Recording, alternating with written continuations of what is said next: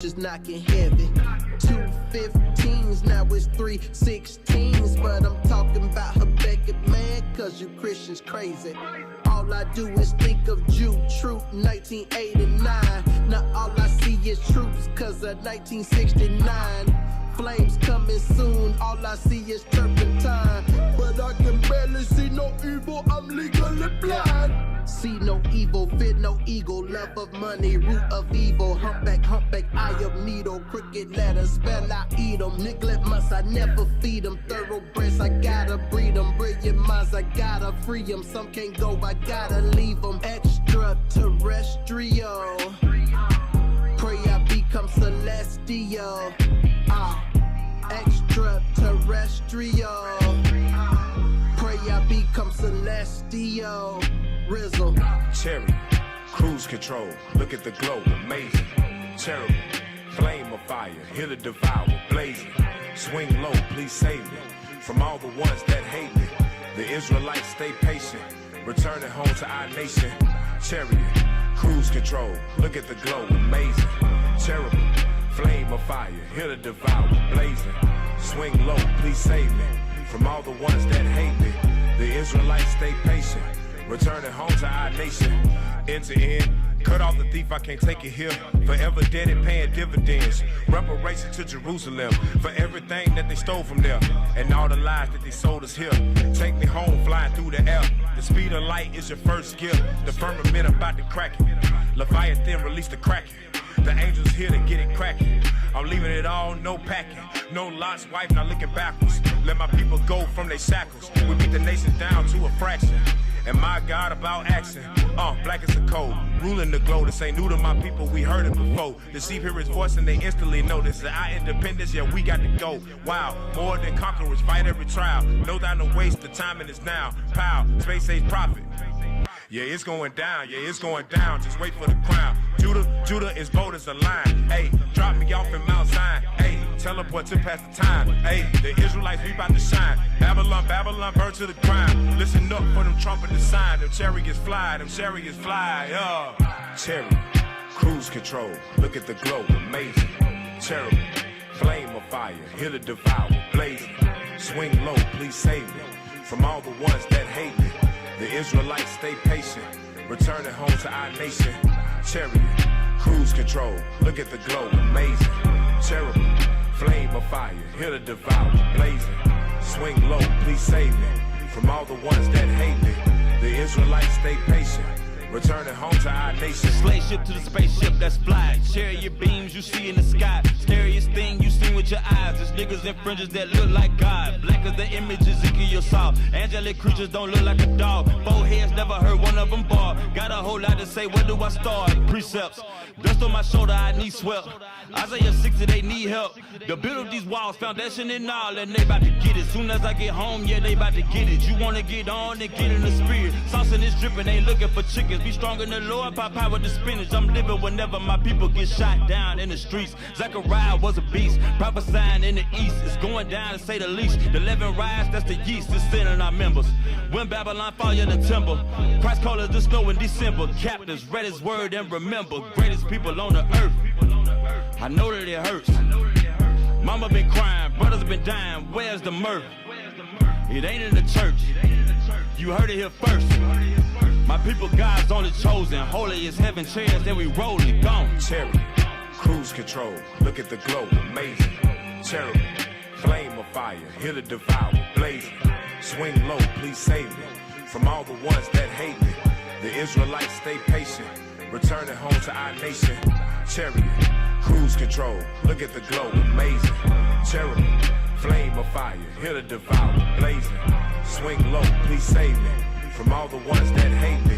The Israelites stay patient, returning home to our nation.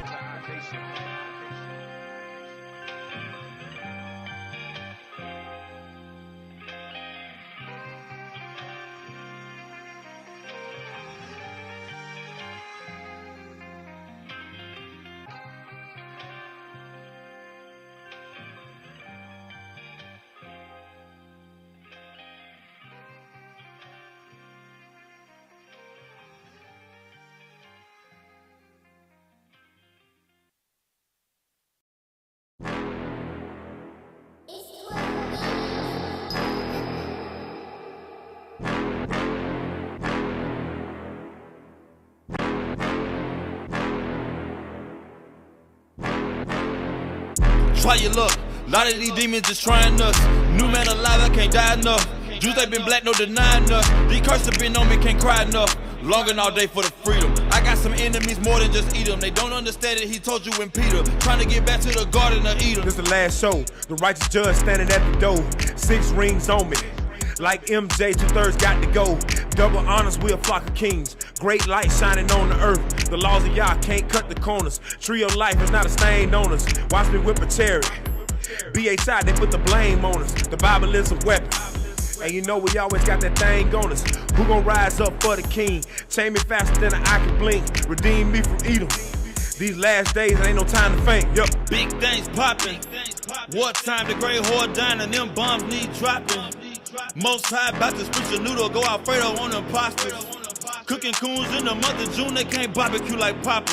What you must forgot about Sodom, don't give me no lip. Especially if you send me on ships. Sauce, I don't need no chips, cherry is gon' dip. Coons in October, that's it. New Jerusalem, that's this. Gotta run it back, that's a hit. Backslide on the God, get your wig split. Nation gon' die, it's over, that's it. Babylon burning like a torch that lit. Watch it turn, it's the last trump. Bombs dropping like a bass drum. 10,000 at my right. And in the 7th trump, thy kingdom come. Don't get caught on the heathen side and lose your chance on the holy ride. Destroying Edom and knowledge pride. After 1,000 years, he gon' fry. Incense, smoke, please don't choke.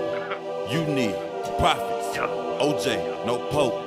Hope they caught it off the ropes. Truth, I bought it, Baghdad, hope. This world, cold, let my soul glow. Wisdom, twofold, please save my soul. Auction, blocks, my forefathers, soul. The greatest, comeback, legends of old.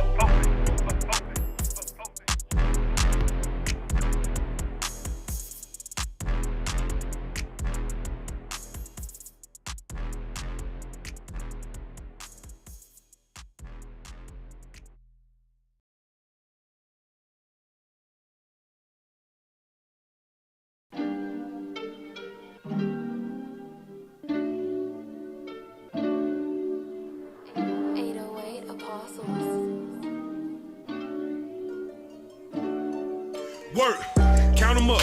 We in the street, but it's not enough. Give them no rest till he establish us. And the world see Jerusalem. Way up, way up, way up, way up. Way at the top of the mountains. City set on the hill. Blue pill, red pill. Count them up. We in the street, but it's not enough. Give them no rest till he establish us. And the world see Jerusalem. Way up, way up, way up, way up. Way at the top of the mountains. City set on the hill. Blue pill, red pill. Work. Way up. Scripts coming out, I'ma stay up. All day in the law of God, they can never, ever play us. Lotto ticket gotta play up. Euro step, this a layup. Israel, Pinnacle, level 12, this for Jacob. You know a man by his fruits.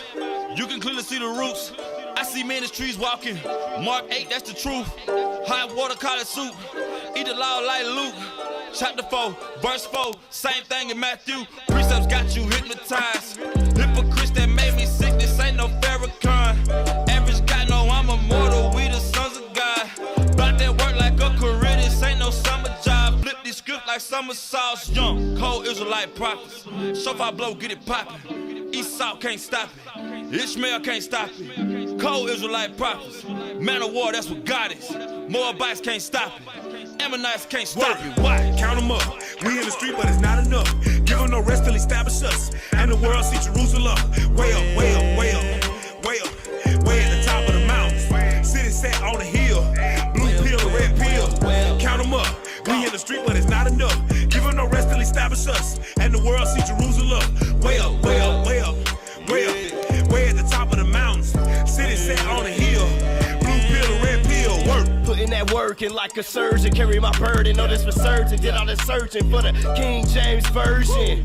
Finally found it, feeling surrounded, trumpets are sounded, and I'm rightly dividing the word of truth, and I'll never be confounded. Killed off the old man, had to shed off the mortal. Chariots taking me home, teleport me through the portal. Clocking in overtime, many scripts is on my mind. Never break our ranks, hold it down, I'm gonna hold the line. Boots is marching, and these nations is terrified, bringing fear upon the heathen, and I leave them paralyzed. Paraplegic, looking defeated, armies retreated. Esau erased off the earth, his ass has been deleted. But not before he served his 1,000 years of servitude. Not talking about food when I say he's getting barbecued. So I'm putting in work till the Savior returns. Applying all these scriptures, everything that I have learned. Count them up. We in the street, but it's not enough. Give them no rest till he establish us. And the world see Jerusalem.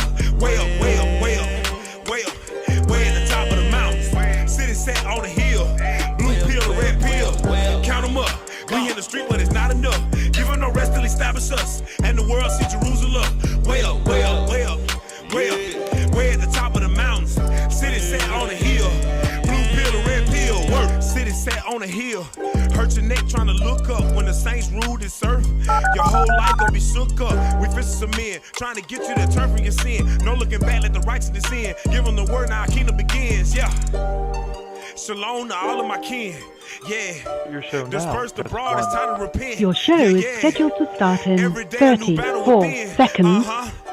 Until this day, our captivity is real. That's why we had to stop, dropping and roll. When you on fire, we ain't saving your soul. Regenerated, we the prophets of old. We all related, swear ruling the globe. Edom ain't make it, we taking your gold. Build up our walls, real high for show. Pound for pound, blow for blow. We the greatest, now you know, real.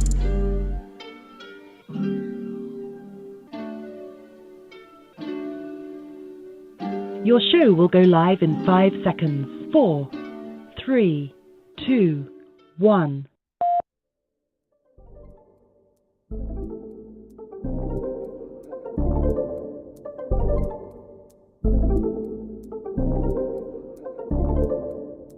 It's that time again. Yeah. Ya la hora. You know, power hour. Ponle atención, class is in session. Tune in for an hour, maybe more, that's a blessing. Learn from the captains and the leadership. Flee from religion, cause them churches never teaching shit. Everything you learn for your benefit. Line upon line is a requisite. Never take a deficit, yeah. That mean you take a loss if you stray from the way. You get the understanding if you study every day. Apply what you learn and bless when you pray. It's one interpretation, man, it's say what it say.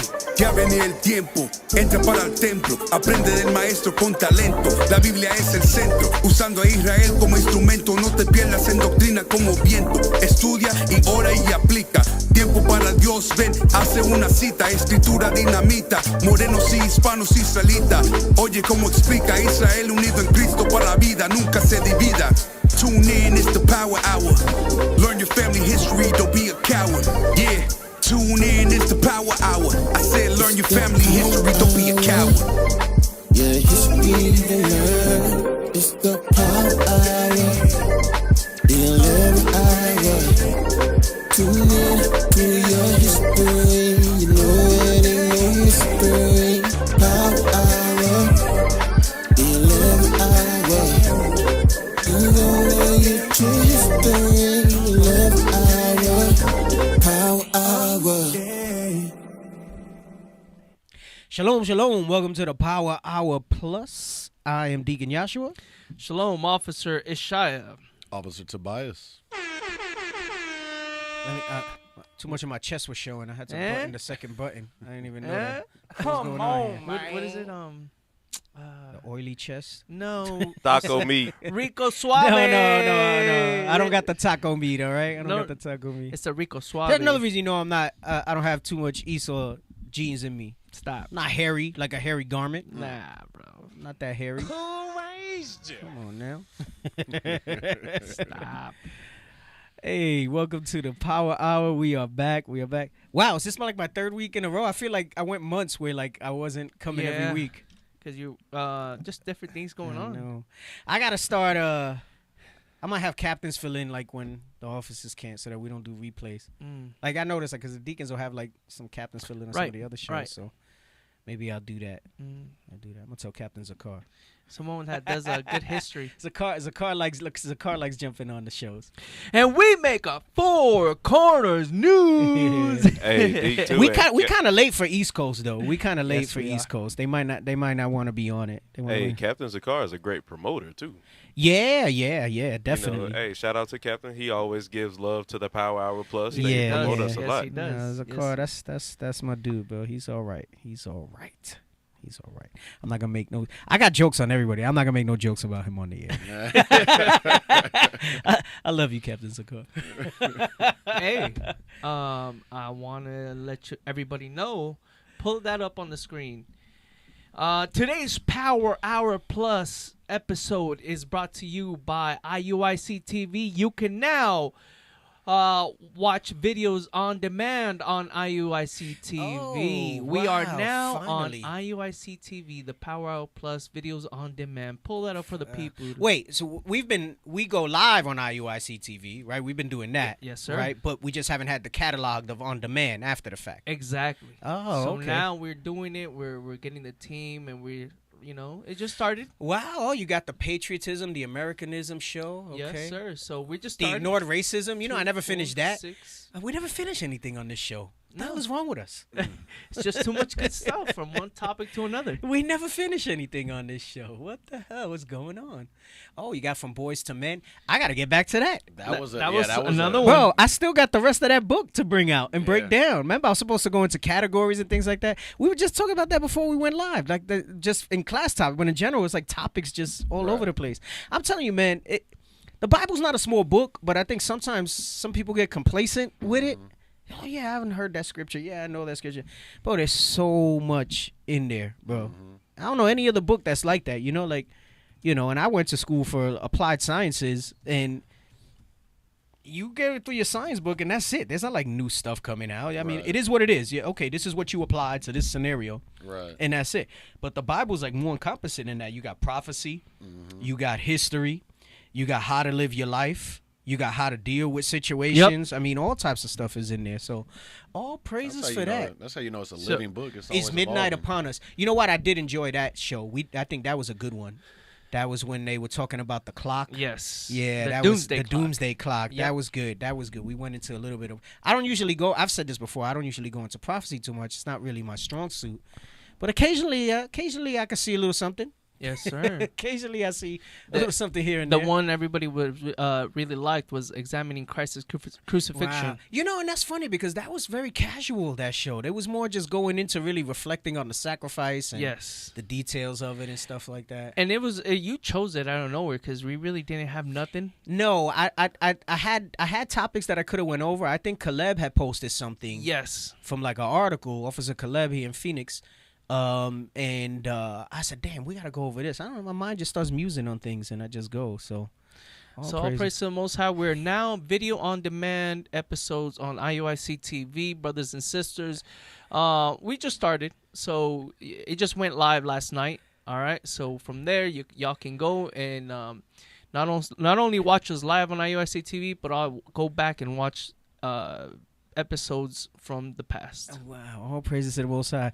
Hey, Sister T says, she said, yeah, I have some classes to continue just like Bishop Yawasab. She's still waiting for the rest of the time. We were just talking about that this weekend too, that Bishop Yawasab will go over a class and it'll be like 3-4 hours and he'll be like, oh, I only get the first half page of my first 10 pages of notes. Right. It be like that sometimes though, man. Genesis chapter 1 verse 1. Yeah, right. You just be there the whole 3-hour class just on that. That's how it be, man. Hey, funny little side note, all right? We were talking about it. I'll never forget, we were in 1088. They asked Bishop Yawasab to do the breaking of the bread. Oh, goodness. And he started to do a class precepting the breaking of the bread. And we were fasting. Oh, damn. That's what, the following week, you know how Deacon Asaph do it on the national now, like when it's New York? Right. That's how he became the one to break the bread, because Bishop Yawasab started precepting the hell out of him. Funny. You know he be taking all the meat off the bone. Right. He said, 1 Corinthians 11:23. Okay, now get me the precept for that. And we're there breaking bread, and, like it was exciting, and then we're fasting, and we're like, oh, what man. is this? All praises to the Most High. I'm glad the stuff got up. we are going to jump in. And so we've been talking about, we're going to go back to the Atkinson's casket. And I don't need the book, but I brought it. Wait, let me show them. Don't show them the picture. First show them, because, they get to see, like, with the depth perception, like how, all right. We were talking about before the show how sometimes there's like dramatic effect, right? It just looks important, right? When you see it like that and everything. Gotta see that thing. It puts some spirits on people, like, oh snap! Right. You know what I'm saying? It's an old book, right? So we gotta run it back a little bit, because there's some parts in the last couple paragraphs here that's gonna lead us into the next book. All right, which I don't know if we're going to American Holocaust for us or the Aztecs. But we got to talk about some things. And my aim with this particular series of episodes that we've been doing is to not only get through how great the Israelites were as a civilization, but additionally to show how we got derailed here as well. And you'll see prophetically how that went down, which is good because it'll give me some time. I was reading Judges. I just finished Judges. So what I'm doing is I went back. And I said I want to read. I haven't really read through the history a lot, like maybe a couple times over in all my years, and then as needed when I go into something. So I said, instead of going and starting 4 chapters from the beginning, I'm gonna do 4 chapters from the history. So I started with Joshua. So I'm trying to go straight through Joshua all the way through to Kings, Chronicles. Right. And go from there. So I just finished Judges, but I jumped ahead to Hosea because what we've been going over here, and there's a lot of stuff in Hosea. And it's funny, I'm surprised I don't see more questions from the brothers that have been doing the 4 chapters. And I know the sisters, I think, here in Phoenix did it twice already. And Hosea is not a book where you just read your 4 chapters and you're just like, oh, yeah. It makes sense, right. No, it's there's so much similar. I mean, Hosea is up there with Daniel, Ezekiel, Revelations, 2nd Ezra's, as far as prophecy and similitude. Right. Like it's not as straightforward as some of the other books. Damn. Is my point. So Hosea doesn't get that respect like that. Oh, and I forgot to mention this on the air. I am going to, and if somebody wants to help me, all right, I'm talking about brothers here. I am going to make a list of all the good Northern Kingdom brothers in the Bible. Okay. Because I'm reading Judges, and Northern Kingdom was about their business in Judges, bro. Yes.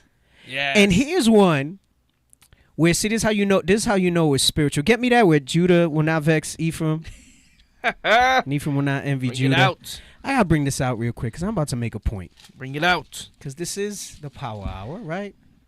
Also known as the Northern Kingdom Show. Wow. Or the Light Skins.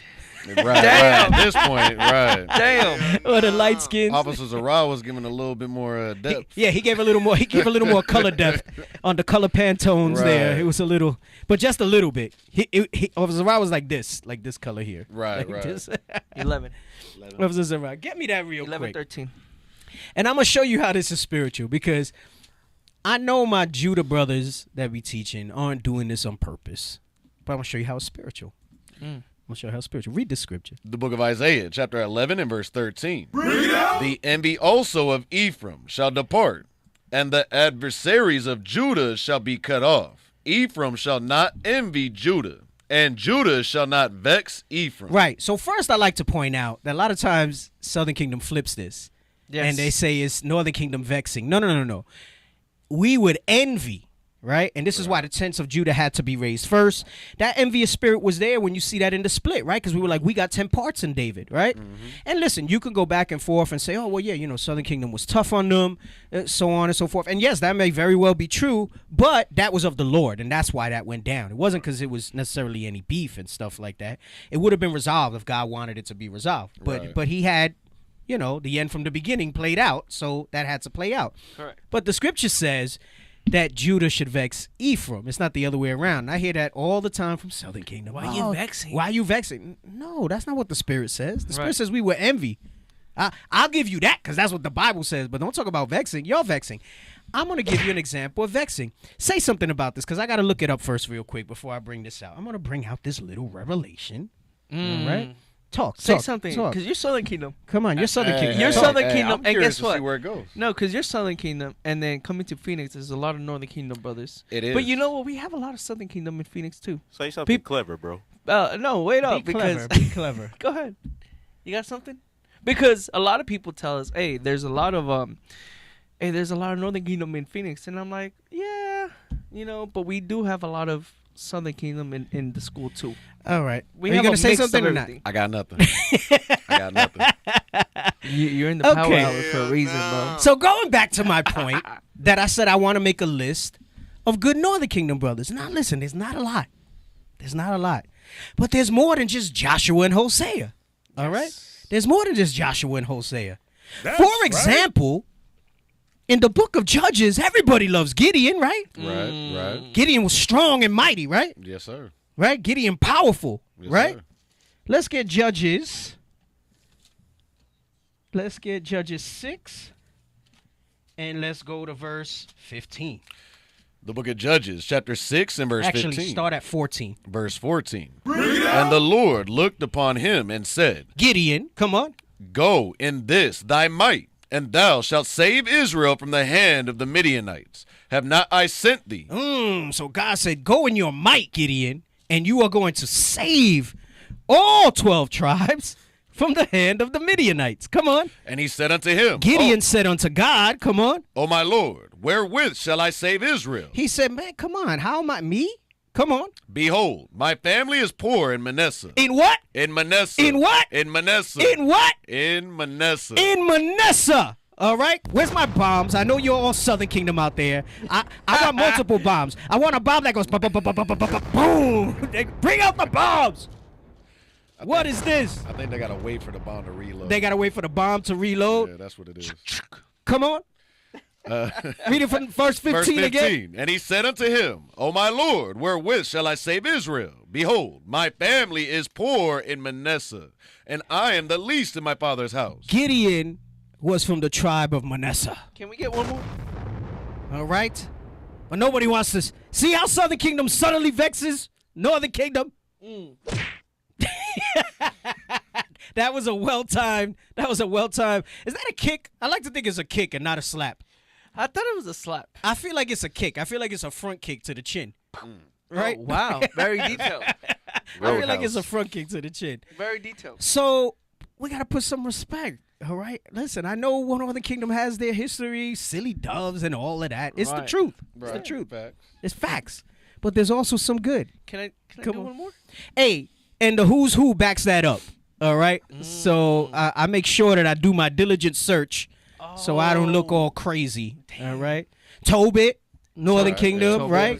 Good sound advice, all right? Yeah. But put some respect. Gideon Respect. is Northern Kingdom from the tribe of Manasseh. That's right. All right? One more. What were we going to say? Go ahead. Judges 10 and 1. Come on. The book of Judges, chapter 10 and verse 1. Now that we're in the book of Judges, let's stay in the book of Judges a little. Let's stay in there. Come a on. little bit. And after Abimelech, there arose to defend Israel Tola, the son of Puah, the son of Dodo, a man of Issachar. A man of who? Of Issachar. A man of who? Issachar. A man of Issachar. Come on. He dwelt in Shamir, in Mount Ephraim. Now I got a little letter next to defend, and it says deliver, and in Hebrew, save Israel. Where's the bombs at, bro? Come on, man. Yes, man. We have another one. Yes, man. All right. All praises. Judges had a few. And as a tribe, they would talk about how mighty we were and all of that, you know. They said Zebulun were fierce warriors. Yeah. Asher as well. Yeah. Ephraim always rolled deep. Ephraim was when you wanted numbers. Ephraim was when you wanted numbers. Because the name was meant fruitful, and they were fruitful. Right. You know, remember, that's the scripture talks about the 10,000s of Ephraim. The thousands of Manasseh. And the thousands of Manasseh, right? That's prophetic, and that was also, at that time, Ephraim was one of the larger tribes, all right?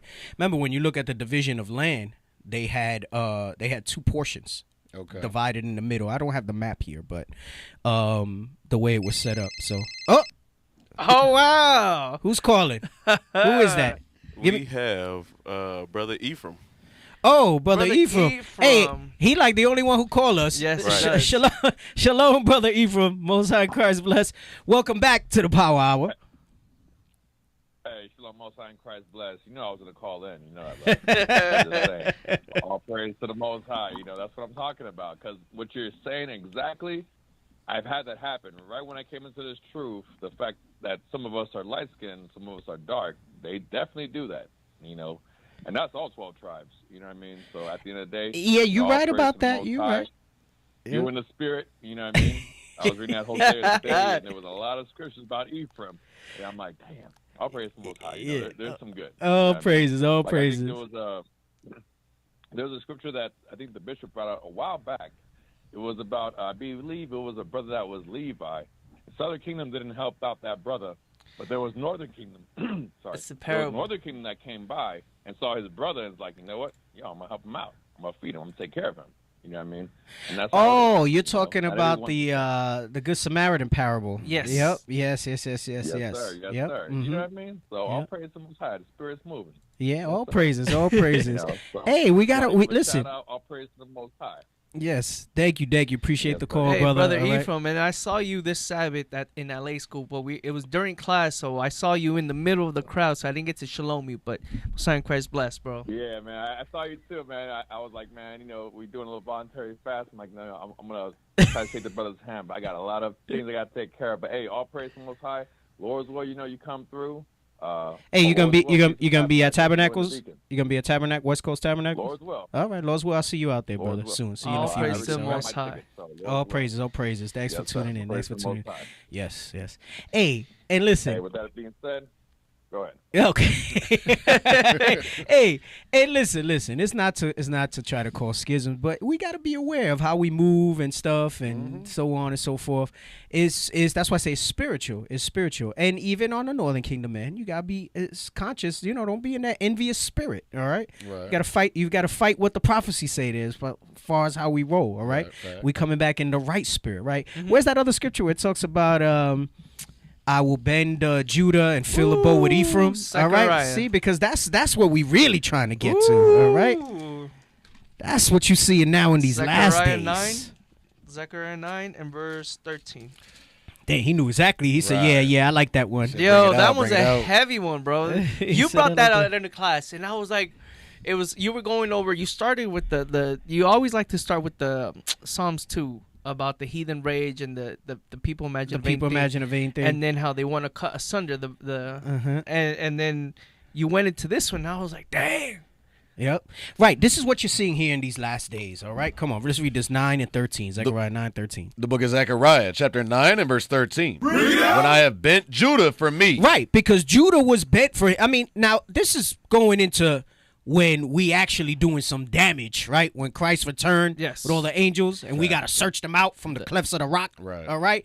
But he bent Judah for him because the tents of Judah were risen first to bring this truth back into the earth, right? Come on. When I have bent Judah for me, filled the bow with Ephraim. Right. Listen, you cannot, the bow is nothing without the arrow, and the arrow is nothing without the bow. That's right. That's You fact. need both. You need the northern and the southern. That's when you read in Ezekiel 37 about two sticks, right, coming together in one. Come on. And raised up thy sons, O Zion. Right, because that's what you're seeing now. The sons of Zion being raised up, right? An exceeding great army being raised up. Come on. Against thy sons, O Greece. Against Edom, because you read that in 2nd Ezra 6 and 9.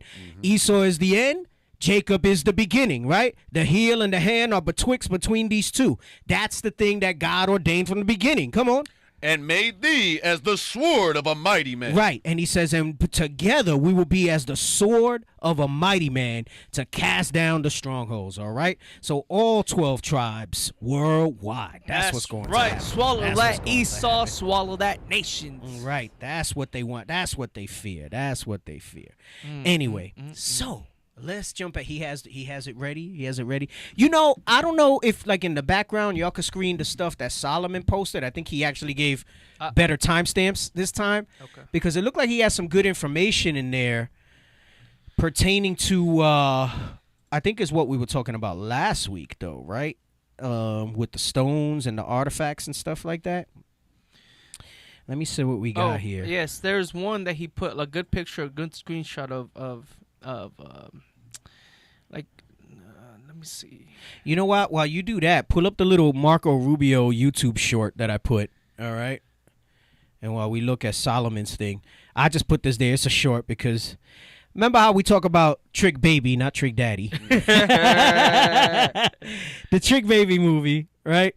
And he talks about in that scene about how you can take one of our people and, you know, you raise them up with them. You take the smart, the strong of our people. And then basically at the end of the day, he says, for all intents and purposes, they're basically us, right? Marco Rubio is a perfect example of that. If you don't know who he is, all right, he's a senator from Florida who is Manasseh, okay? But he is the sellout of sellouts, all right? We went over on the show how you had the different waves of Cubans that came, right? You had the ones that were mostly dark-skinned and poorer that were treated differently. And then you have the one that he's the son of the generations that came that were given a lot of benefits during the whole propaganda of the communism and things like that. And once that didn't suit the United States anymore, the next waves that came, they became like the Scarface ilk, where nobody wanted them, right? But prior to that, they came and they got a lot of, handouts and different things. And that particular group loves America. The other group, they're a little more woke about it, and they're like, right? So Marco Rubio here, this is from Belly of the Beast, Cuba. That's the sister that we've shown her stuff. Hey, I was thinking when we go to Cuba, if she happens to be in Cuba at that time, somehow maybe we could link up with her and interview the Belly her. of Beast sister? Yeah. Yo, her videos are really good. I forgot to mention that to the travel team, the brothers that do the research and stuff for the travel team. If any of you are watching and I forget to mention it, we need to look into trying to make contact with the sister from Belly of the Beast, Cuba, for when we will be out there. But don't reach out just yet because I want to craft it a certain way so that we can highlight kind of the same thing that she does about how the embargo and everything like that is messing things up. But, excuse me, check this out. Listen to what he's saying, like if it's a good thing, this guy. And it has the subtitles if you don't understand what he's saying in Spanish. Ha logrado más durante los últimos 6 años que lo que ha logrado yo en Washington. La política de Estados Unidos de Trump hacia Cuba, que fue diseñada directamente por yo,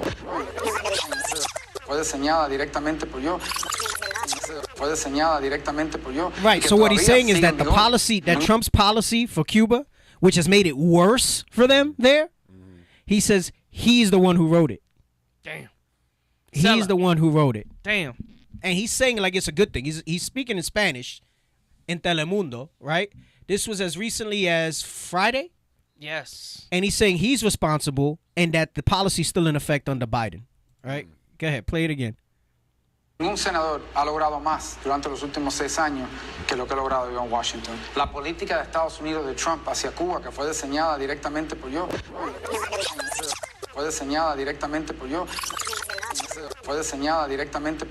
y que todavía sigue en vigor. Ningún senador.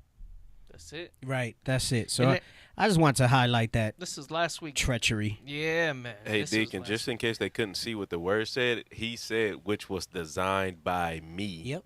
Which was designed by him. He wrote that policy. And he's trying to say it as a good thing for Cuba, but that's not the case. Hey, so y'all in the background, Solomon said that video has nuggets at 21:55. Yep. And then he also posted some excerpts that talk about mummies in Tennessee. I saw that. I didn't read that. See what that says. But he has a good one there when we get to the Aztec part, when we get to the Aztec book, that talks about how the Aztecs had, it says, some connection with the races of Solomon's country, meaning Israelites, all right? That the Mexicans are Israelites, so-called Israelites. Belly of the Beast Cuba is the channel for the sister that talks about stuff in Cuba. She does some good segments. We've highlighted some of them on the show. She goes into detail about the embargo on Cuba. She calls it the war on Cuba. Wow, she's up to episode 6. I think I had stopped at episode 4. I got to check out some of the other stuff she has.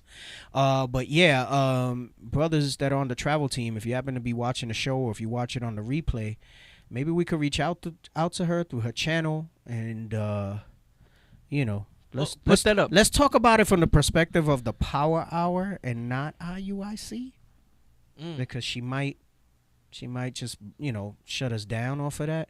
But I would like to talk to her and let her know we have a platform to bring some awareness to what's going on in Cuba, and that we actually intend to travel there sometime early next year, Lord's will, to kind of speak to the people. So let's do that. We have Manasseh officially undrafted Marco Rubio until he repents. Yes.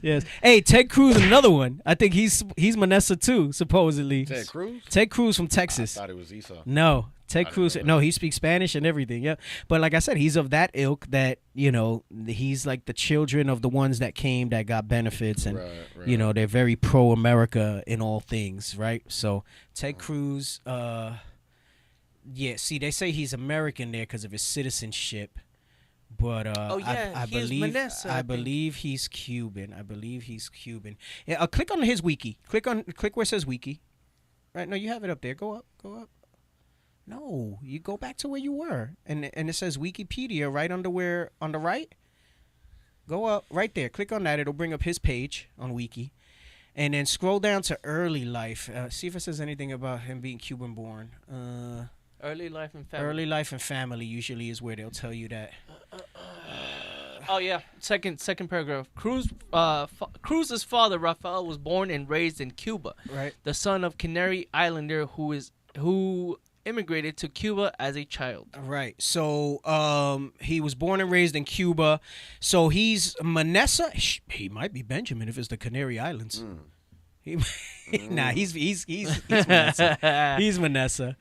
And then you see he's of that first wave. So his father Rafael left Cuba in 1957 and came, and they had stuff for them. He attended the university, so he obtained his political asylum. So that goes over the group. I can't remember the name of the show that we did. It was so many. It was like different. We were going over different things and America's influence in these areas. And one of them, we spent some time on Cuba, and we were bringing out how you had like two different waves. I think it was it in the Harvest of Empire book? I think it's when we were going over that, and they spoke about that a little bit. Well, we touched different.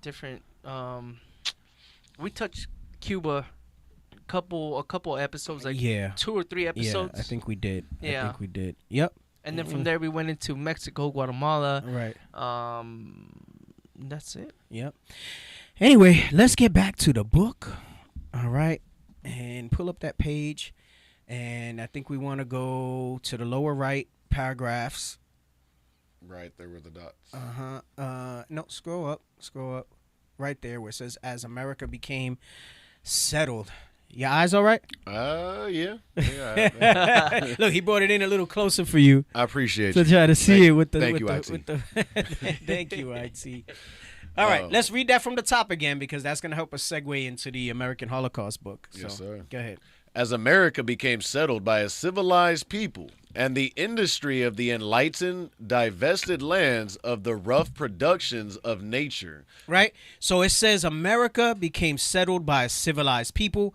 Again, a little bit of a recap from the last few episodes, all right? If you've been tuning in, you know what we're talking about. If not, you can go back to the previous episodes that we've done over the past couple weeks and get your background on this, all right? So we've established through history and through scripture that what's known as America, how it was known as the land where never mankind dwelt, historically was because during Solomon's reign and in his might, he has sent out navies, all right? He has sent out navies based on his divine wisdom that the Most High had given him. Remember, he prayed for wisdom above all things. They said there was none wiser than Solomon ever in the earth. And he knew how to get here, what was known as the Western Hemisphere, the so-called Americas, before they were called the Americas. And, he found the precious resources here. He brought some of these things back to the Eastern Hemisphere, to Israel, to his kingdom. And there's some speculation that Ophir was, they say it could be India, but they say they might have been referencing here. You go into the Olmecs heads, it's basically Israel, right? We didn't go into that yet. I know I had asked you guys to pull up. We'll just look at the images. The Olmec thing we'll probably do before we go into how we went off, if not next week, the week after. And we've gone over how this place was discovered by Solomon, by the Israelites, and then subsequently during the reign of King Darius, when the Israelites were given liberty. You read that in First Ezra's. Yes, sir. They then took the counsel among themselves, like you read in Second Ezra's 13, and they said, let's go to this place where never mankind dwelt. They knew about this place because of the chronicles and history of when Solomon's reign, and they said, we know this. We know there is a place where never mankind dwelt, and we have retained the knowledge of how to get there, and we're going to go there. Last week, the officer was showing the videos about some of the Babylonian, Egyptian artifacts that were here. And he brought out in First Ezra's how they were paid what amounts to reparations by the Persians after they were released from captivity, and that would explain how those items got over here. It doesn't mean that Egyptians and Babylonians came here. It means that the Israelites brought those things here from the reparations that were given by the Persian means. Because remember, they all conquered each other, right? So like each empire was then conquered by the other, which means they had pure gold and precious stores of things from these different empires. This was some of the stuff. It wasn't like, here, just take coin. They gave them precious stones and gold and things like that. And some of these things were brought over, all right? Some of these things were brought over. What were you going to say? You never went over the Olmecs. We still have things about the Olmecs. I know. So that I'm going to time, like I said, before we... Like, I'll show some images of the Olmecs in a moment. Okay. Just so we can understand that historically, that's what that was talking about. So remember, we went over that video where the guy OD'd on the flashing with the pen. But he was talking about the Olmecs. And remember, a lot of times we're saying Africa. We went over on the show that Africa doesn't necessarily mean... what you view as the main continent of Africa, what's known as the Middle East is connected to that as well. So he's not entirely wrong. Right. But what he really means is that Israelites came over here. So let's read this part again and get the Olmec head images ready. Okay. Hey, D. Yeah. Hey, real quick too. This is how you know it's the 11th hour. This stuff has been coming out outside of the Power Hour Plus. Like, for example, on Biblical Smoke. We, topics usually pertain to the community, like how we are as a people, but somehow, some way, the Olmecs have been coming out on Biblical Smoke, like out of the blue. It's the spirit moving. It's the spirit moving. It's the 11th hour. And it's the spirit moving to bring awareness to Northern Kingdom. Right. Because let me tell you something. That's the next thing they're going to try to attack, because you saw that when you see Reiser and his Riserites. Yes. Mark Reiser and them. He was talking about that briefly when he said that we're a UFO code or whatever, his little video that he did. Oh, gosh. And he was saying that and this is why they don't like to give credence to it. So going to what you're saying, Soldier, the spirit is moving that this type of information comes out, right? And this is why I'm so amped up about these trips that we have planned, and why I'm trying to keep this breaking ground, and also to follow up. There's a lot of things going on behind the scenes to make sure that we support these countries that we go to. I said that in the documentary. If you haven't checked it out, go check out on IUIC events. The Ecuador, Breaking Ground in Ecuador documentary, all right? The brothers did a great job editing that. And guess what? Though it's mostly 95% in Spanish, through the magic of technology, there are subtitles for you, all right? So you can understand. There's subtitles so you can see what's going on there. And it's critical that you see those type of things, because that information is coming out. Going back to what I said, Mark Reiser, he was trying to make the point that Israelites, he goes, they're trying, that's the next growth, because he's trying to say, like, if it's just all about a growth thing. But spiritually, he's not wrong, right? The tents of Judah have risen first.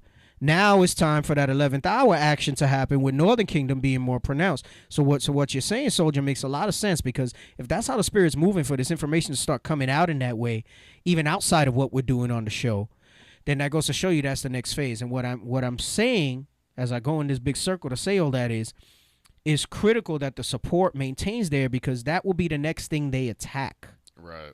They will try to say, because he tried to offhand it, that, and try to be very casual about it. He had some things to say about me, but they're not really about me and my character as an Israelite leader in this. It's because if he puts any emphasis and limelight on us, the Northern Kingdom, it destroys the narrative that him, the SPLC, the Anti-Defamation League are trying to push, that we're a black separatist group. Even though we know that we're all black, right, in the terms of not in color, but in how we're treated, right? We're all proverbs and bywords, right? We black, I'm just not black like this. Right. That's right. Right? We're just not black like this, all right? If you've seen that skit, I forgot the brother's name that died, bro. That thing is hilarious. where he goes into the Hispanics.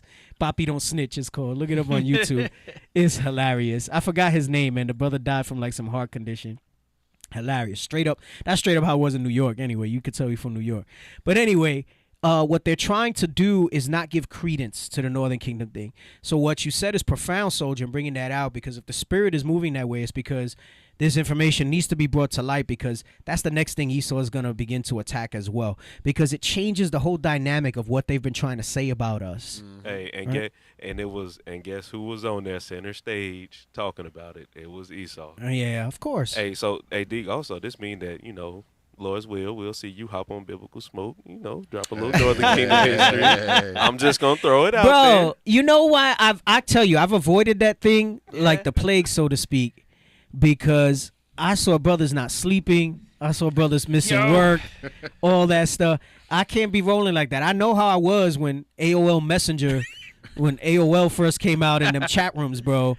And I'd be up to like, bro, the sun would be coming up, and I'm like, oh, snap, I got to get ready for work. Just chat. I mean, that was in wickedness. You there just chatting BS and stuff like that. But I heard it's like addictive like that, man. So that's why I've tried to stay away from like the Biblical Smoke, man. I got too much stuff to do. And there's not enough time. Yo. Be frustrating. We were just talking before the show how we're trying to prepare Spanish topics for me to teach on. And then occasionally I got to teach English on the Sabbath. And, you know, so I don't know. We'll see. I'm afraid to go on Biblical Smoke. I'm afraid. Just every once in a while. I'm afraid. I'm afraid I'm going to get hooked, bro. I'm afraid I'm going to get hooked. We got Deacon Asaph with Deacon Yahshua. I'm afraid I'm going to get hooked, bro. Snap. I'm afraid I'm going to get hooked. I don't know. Don't tempt me, bro. Stop. You're enticing me. You're enticing me. Hey, anyway. But with that being said, though, brothers and sisters, make sure that you donate to the Booster Club. As you can see that the Deacon is talking about some trips going on in the near future, South America, Cuba. Right. In the fall, we will be traveling back to South and Central America. Obviously, we're not gonna release the locations just yet, but we will be down that way in that region, Lord's will. All right, and we need your support to continue to make those trips happen. There's a lot that needs to go on. All right, there's so much that has to go into these trips, not just the travel for us to get there, none of that stuff. Oh, Captain Arell must be watching. He sent me the Papi Don't Snitch. I know, I ain't gonna play it now though. Papi Don't Snitch. Shout out to Captain Arell. But yes, support the Booster Club. You see it streaming the whole show across the bottom. All right. IUIC.fundraising at israelunite.org. IUIC.fundraising at israelunite.org. Go on over, support the Booster Club. We have several trips planned before the year is out, and we can use the support. All right. Anyway, let's jump back into this. See, now everybody enticing me to go on Biblical Smoke. See what you started, Soldier. They don't want the smoke now. They don't want the smoke. Hey, you want to know what's funny? I was actually thinking about Biblical Smoke the last couple of days. I don't know why. Like the spirit is moving, bro. No, let's see. The spirit is moving. I know. I'll disrupt their whole thing in there, being all light skinned like a. I'm high yellow. I'm gonna drop my mic on that one. Hey, they said devote one night a week. I saw. You don't gotta tell me. I saw. Go ahead. As America became settled by a civilized people. That's us, the Israelites, that civilized people, contrary to what history tells you that we were savages. And one of their narratives, I think I've gone over this before too, is that they say that they were trying to civilize us. Mm-hmm. That was part of their manifest destiny, that they were bringing civilization to us. Come on. And the industry of the enlightened, divested lands of the rough productions of nature. Right, that goes into the clip where we were bringing out the rough productions of nature was like, for example, in the Amazon rainforest, they said the soil is not good to grow agriculture, but that the native indigenous, all right, which would largely be the Incas of the time, which is the tribe of Asher, they said they invented soil. Well, you know, as the soil that you buy in your Home Depot today, right? Because soil needs to have a certain amount of nitrogen and different things. They said they figured out, and for them to invent it means that everything they needed was there. Their resources were there. Well, remember the prophecy of Asher says that his foot would be dipped in soil, in oil, and he would have good foods, and I'm butchering it, but his food was dainties and things. Right. But how do you get the dainties? Through the ground. Through the ground. They were able to cultivate. They created soil, all right? So he says the enlightened divesting lands, the industry of the enlightened divesting lands of the rough productions of nature, meaning they were enlightened enough to figure out how to become industrious and produce things, which we'll read today when we get to the American Holocaust book. Go ahead, read on. Numerous remains of antiquity were discovered in almost every section of our country, which had been improved. Indeed, there is no part of our land but bears evident marks of hearing been once settled and improved by an enlightened, enterprising, and scientific people. He's talking about the Israelites when he says this. He says we are an enlightened, enterprising, and scientific, meaning we have knowledge, right? Don't mean that we're all caught up in their science and all the stuff that they're doing, but we had the knowledge to improve this rough, industrious country, right, of nature, because of how intelligent and civilized we were. All right, well, we are. Come on. That they were very numerous. Right, we were numerous in number, like the sands of the sea. Come on. The extent and magnitude of their works sufficiently demonstrate. He says, so the extent and magnitude of our works demonstrate how numerous we were, because we essentially had metropolises over here. Yes. It wasn't of steel and iron and concrete, but it was with what nature provided us. We were able to build cities and marketplaces, and like we read in was it 2 Kings last week, aqueducts and reservoirs and things of that nature. Come on. We were able to build empires. Empires. Not only empires. cities, empires. Empires, exactly. Come on. These remains of antiquity consist in wells. So he says these remains you'll see in these modern times. This was as of 1835. They've done a lot of iconoclasm since then and destroying a lot of whatever imagery and things like that have been brought out. Come on. In walls, tombs, mounds of an enormous size. The mounds of enormous size, that was what was left over when they destroyed the pyramids that we had here. All right? We had pyramids here. And why is that significant? Why is it pyramids? So that you can understand who was the one that built the pyramids in ancient Egypt. Right. It was the Israelites. So we had that knowledge of architecture, of infrastructure. And it says that in those mounds, in these things of antiquity, of archaeology, in walls and in tombs, right? But now in modern history, they try to tell you we had none of that. Right. That we lived in tents and that was it. Right. That didn't happen, that we lived in tents until they started to invade our land. And we had to become mobilized to survive. Come on. Posts, chimneys, stone axes, hatches, arrows, and numerous engravings on rocks, etc. And we went over the numerous engravings on rock last week. We spoke about the Dighton Rock. We spoke about the what's the other one? The Decalogue stones. The Decalogue Yes. stones, all right? Just to name a few. I wish we had the clip with Glenn Beck that they made him retract. That goes into the Hebrew stuff of the Hebrews in America, right? But they made him retract that. He backed off of that, all right? Come on. Earthenware. I think I got, or maybe I gave it back. I think I borrowed someone's DVD that he referenced in his clip. And in the move, it was in New York, and then I've moved like 3 times since then. So I think I misplaced it somewhere. Maybe when I clean up my office, I'll find it. That might be another thing to go over on the show. That's good. Go ahead. Earthenware has been discovered in some places, and likewise some very ancient coins. Right, that goes into some of the things where you see, like with the Father Crespi that we brought out last week. Come on. Knives, axes, and hatchets of curious workmanship. Curious workmanship, meaning unfamiliar to them because they were things that were made with our experience during the various captivities we were in, right? So sometimes you'll see like these historical dramas, right, and they'll show like, you know, one faction has their swords that look like this, right? 300 is a good example, right? Because you saw the different warriors he sent forth. Some of them had certain types of spears. Some of them had different types of swords, right? Each culture, each empire had their own way that they like to craft their weapons based on their strategy and tactics. You've seen some of those sickle swords. You've seen different types of things. You'll see swords that have like little ends that come out the side, different things like that. I found that Glenn Beck. Even with the Aztecs and the Mayas, they talk about the obsidian swords that they made of the obsidian rock, right? So it wasn't of the iron ore and stuff like that. Not that we could not meld and work the iron. It's just that we didn't have a lot of that in this side of the earth, as far as iron and things like that. And to add on what you were saying, like too, a lot of times, like when we were farmers, that's what was the scythe that you were talking about? Oh, the scythe. The scythe. Uh-huh. That was because we were mainly farmers. Right. It was used for farming, but if we had to get into combat, we were skilled with that already. Right, exactly. I found the Glenn Beck. I don't know if you want that. Oh, you know what? Yeah, we could show this. Only 2 minutes. Let's show it. Let's show that clip, the Glenn Beck clip. Get the little disclaimer ready, all right, in case they shut us down.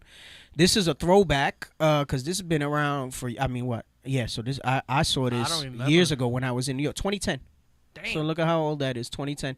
And he did a little segment here on Fox News. Like I said, they've since made him retract this. Mm-hmm. All right. He was on Fox News like that? Yeah. Wow. Right, because he's a Mormon, I think, and he's like ultra conservative. So they're saying that he just did, because Mormons believe that the Native Americans are Israelites. Yes. Right. They do believe that the Native They Americans got some good books on our history. I actually have one when we go into the fall of the empires of this side of the earth, of the Israelites in the Americas. Yes. Right. And Mormons say that Christ came here after he left Israel in his ascension. And there's nothing that we can really say for sure in the Bible with 100% accuracy in that. Yeah. But, not to give credit to the Mormons, but based on the scriptures, remember it says, where will he go in John 7:35? Yep. Right. Will he go unto the dispersed among the Gentiles and teach the Gentiles? Right.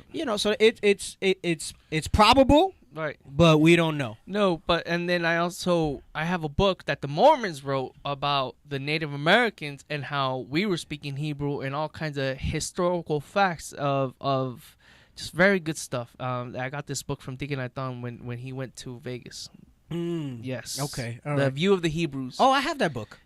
I've been thinking about trying to bring that out too on the show. I was talking with Nathan and I was telling him how, and he was like, I'm gonna give you some of my stuff, because we were talking about how while we may have some overlap in audience, not everybody that watches this show watches his, and vice versa. Right. So it'd be good to bring that information out and a lot of the stuff that he has from there. And hey, to be candid, we used to call him. He has a heartfelt nickname amongst us OG Northern Kingdom, and we call him the King of the North, because he was the one that was really kind of giving us a lot of Northern Kingdom knowledge in our infancy in this walk, as far as bringing that stuff out and things like that. So I joke with him and tell him he's not really Judah, because the way he's so passionate about bringing stuff out for Northern Kingdom. Right. But it could just be that he was from the Bronx and there's a lot of Northern Kingdom and Ephraim and Judah is pretty tight. Maybe he was one of them over there. Southern Kingdoms that lived in Northern Kingdom territory. Maybe there's something about. But we would talk every time I get with him. We start talking about stuff, and it's like we start going, oh yeah, I read this. Oh yeah, from this book that you showed, and even books that he has brought out in the past. Like we go back and forth with. So shout out to Deacon Nathan. All praise to the Most High. As far as that, but let's bring this out because he spoke about in what we just read the evidence of how advanced our civilization was. And Glenn Beck back in 2010 spoke about this. My point being, they made him retract it because, I obviously I think it had to do with the Israelites, right? I can say with almost certainty. And he was quick to probably retract it because he was like, oh, I'm going to be supporting these, Negroes? No, let me just, do this here. You make one light spark, and then from there, it's just, there's no turning off. Right. So let's go ahead and play this clip. It's only 2 minutes. Pretty interesting information that comes out of here, right? Go ahead.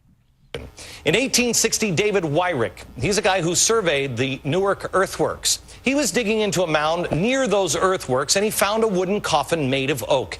They opened up the coffin and found a skeleton of a man holding a little box. It was about 8.10 inches in size. Stop. So remember, we read in Atkinson's casket, it says that they found things in tombs and whatever. He was talking about the evidence that shows how advanced and civilized and industrious and scientific and enlightened we are. Come on. I gotta stop saying we were. I gotta say we are, because we are. Yes, we are. We're just getting our mojo back now as we keep these commandments. We are the world. Right. Come on. Here. This, by the way, is sitting in Ohio. Well, he opened up the box and he found a little man inside, a little black stone. They took it to scholars and they looked at it.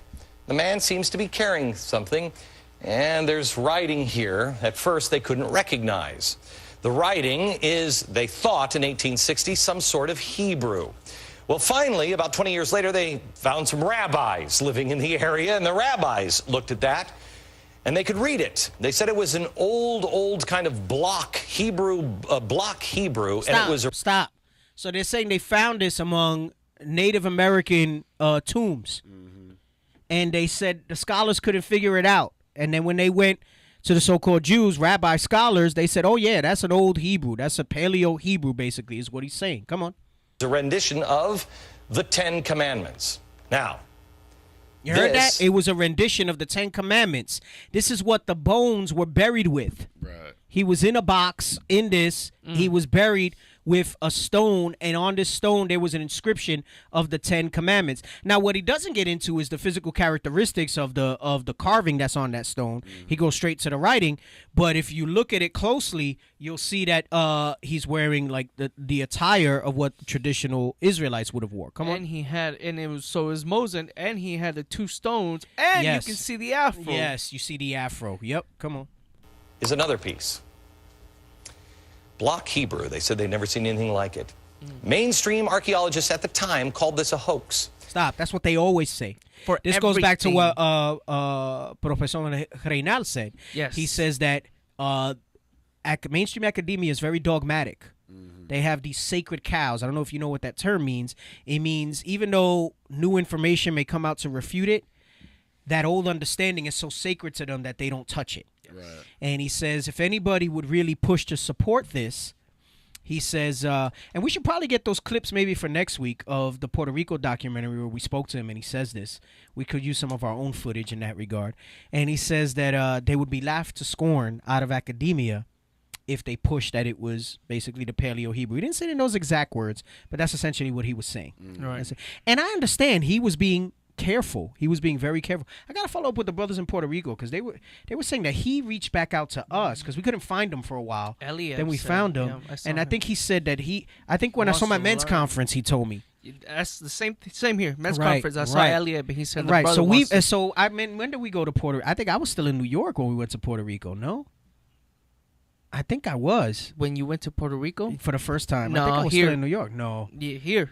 Because I've been to DR, Cuba, and Ecuador from here. I don't think I went to Puerto Rico from here. Amariah was still around. Amariah went out there. No, but I think he met us out there. I don't think I went with him. No. I don't know. Here. The years get blurred. Anyway, my point being, though, it's been some years. And even if it was while I was here, I've been here 6 years. So it's been a little while, and we've maintained some loose contact with him. Yes. And I think Officer Eliab was saying like he reached out to us in regards to some of this stuff. And I think some things came out where some people did validate his stones as not a hoax. A lot of people, and then there's a website that we did a class before, a Spanish class. They were going into those. They did a whole story in the background of that. Yeah. And they interviewed him, and they just, was... Right. And what was significant really is that those stones were found in PR, buried, just like we read in the Atkinson's casket. Yes. All right, so he says that mainstream academia says it's a hoax. Go ahead, play it. But then in 1900, or just about after 1900, in Israel, they found the same block-style Hebrew writing. Mainstream archaeologists still dismissed the findings. They found it in Israel, and they found it in Ohio. But there was another stone that they found that they couldn't argue. This is the Bat Creek stone. It was found during the course of an official Smithsonian evacuation. The Smithsonian didn't understand the meaning of the writing on the stone. They thought it was Cherokee since it came from Cherokee country. They didn't realize. Stop. You hear that? They found this stone in Cherokee country. Right. All right. And again, listen, mainstream science, mainstream academia is going to say that this stuff is a hoax, that people made it recently. When you're not the expert, you're at the mercy of what the so-called experts have to say. And they can say whatever they want, and you're nobody. You're not an expert in the field, so they'll refute it. So, but don't get it twisted, because we have the scriptures that backs this up. This doesn't back up scriptures. The scriptures backs this up. Yes. Right? It's right. Remember, scripture says none shall want her mate, right? None of these shall fail. There's no pairing of any books and things like that with the scripture, any history. The Bible validates the history. I've said that before as well. The Bible validates the history, not history validates the Bible. Yes. Come on.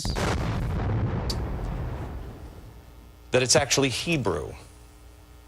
They had published this originally upside down. They threw it in a box at the bottom of the Smithsonian, put it in the basement. Stop. But Smithsonian? You think so? You think? Oh, we don't know. They threw it in the bottom. Why even keep it if it was a hoax? Right. Why? Oh. Think about that. Yes. You see how that flies over people's heads? You saw some value. Go back a little bit where he says they threw it in a box. First of all, the Smithsonian has all types of stuff in there. All right, from dinosaurs, all types of things. Ice Age. Yes, to all the Vikings. all types of documentation and historical artifacts. Yes. Are in the Smithsonian. Some of them they'll show you, some they'll reveal, some they'll hide. Yes. Right, and there's countless things. And then we spoke about the Vatican. The Vatican got stuff in there too. Right. All right, you saw that thing in the Tom Hanks flick. Da Vinci Code. That whole thing is BS. Yes. But the way they showed the Vatican like that, I guarantee you that thing is freaking security like that, bro. Right. Like some heavy duty, hard body type of security and files that's in there, right? But go back just a little bit to where he says they basically saying it's a hoax, but then they saved it. Right. For what? For what? Yeah. To what end? Come on, go ahead. And the meaning of the writing on the stone. They thought it was Cherokee since it came from Cherokee country. They didn't realize that it's actually Hebrew. They had published this originally upside down. They threw it in a box at the bottom of the Smithsonian, put it in the basement. Stop. Many years later. They threw it in a box and buried it in the basement of the Smithsonian. If it was a hoax, if it was not real, if somebody just drew it recently, why are you keeping it? Why are you preserving it? These are little subtle things that if you're not awake to what the scripture says, to the crafty counsels that they have, you would watch this casually and not think anything of it. Right. But those are those little read between the lines statements that you're like, yes. oh, yeah, wait a second. Yeah. If it's so much bullshit, part of my language, why are you keeping it? And for this piece, he didn't say it was hoax, but imagine if they said, oh yeah, this was they put this as a hoax. No, they had to make another story. Oh, we just Yep. it was upside down. Oh, we put it in a box. Yep. Man. Go ahead. Later, a scholar took it out of the box, looked at it, and went, oh my gosh, it's upside down. It's Phoenician. Stop. Ancient Hebrew. We just went over last, and he's even saying that Phoenician is ancient Hebrew. Right. Remember, we brought this out last week about the Phoenicians or the Israelites. He grabbed it and said, oh gosh, it's upside down. Right. It's Phoenician. Right. Oh wow. Wow, it's Phoenician Hebrew. Go ahead. Yo, this is hilarious. So what's going on here? The Israelites are here. That's what's going on. Exactly. Here. Come on. What is that about? Where is that history? Where is that history? Stop. That's actually a very short clip. It's a little longer where he talks about the pyramids and the way it was lined up. Actually at the beginning, but that's fine. That's a little short clip. Hey, he says, what does that tell you? Let's get 2nd Ezra 13:46. Where's that history? Right. That's the part that caught me off. Wait, start at 45. Come on. The book of 2nd Ezra, chapter 13 and verse 45. For through that country there was a great way to go. The country where never mankind dwelt, where through these historical references we've brought that out. Through the scriptures historically we brought that out. Come on. Namely, of a year and a half. Right. Remember, when we read in Atkinson's casket, they said when Solomon sent his first fleets over there, round trip took them 3 years from Israel. Yes, sir. 3 years. All right? Meaning a journey of a year and a half there.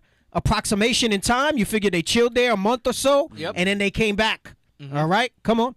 Namely of a year and a half. And the same region is called Arsareth. Arsareth, we brought out in the Jewish Encyclopedia that Arsareth is dealing with what? What Columbus identified with America. Come on. Then dwelt they there until the latter time. And now when they shall begin to come. Right. What does that tell you? That the Israelites are here in the last days. He says, right. Then they dwelt there until the latter time, and now when they shall begin to come. What?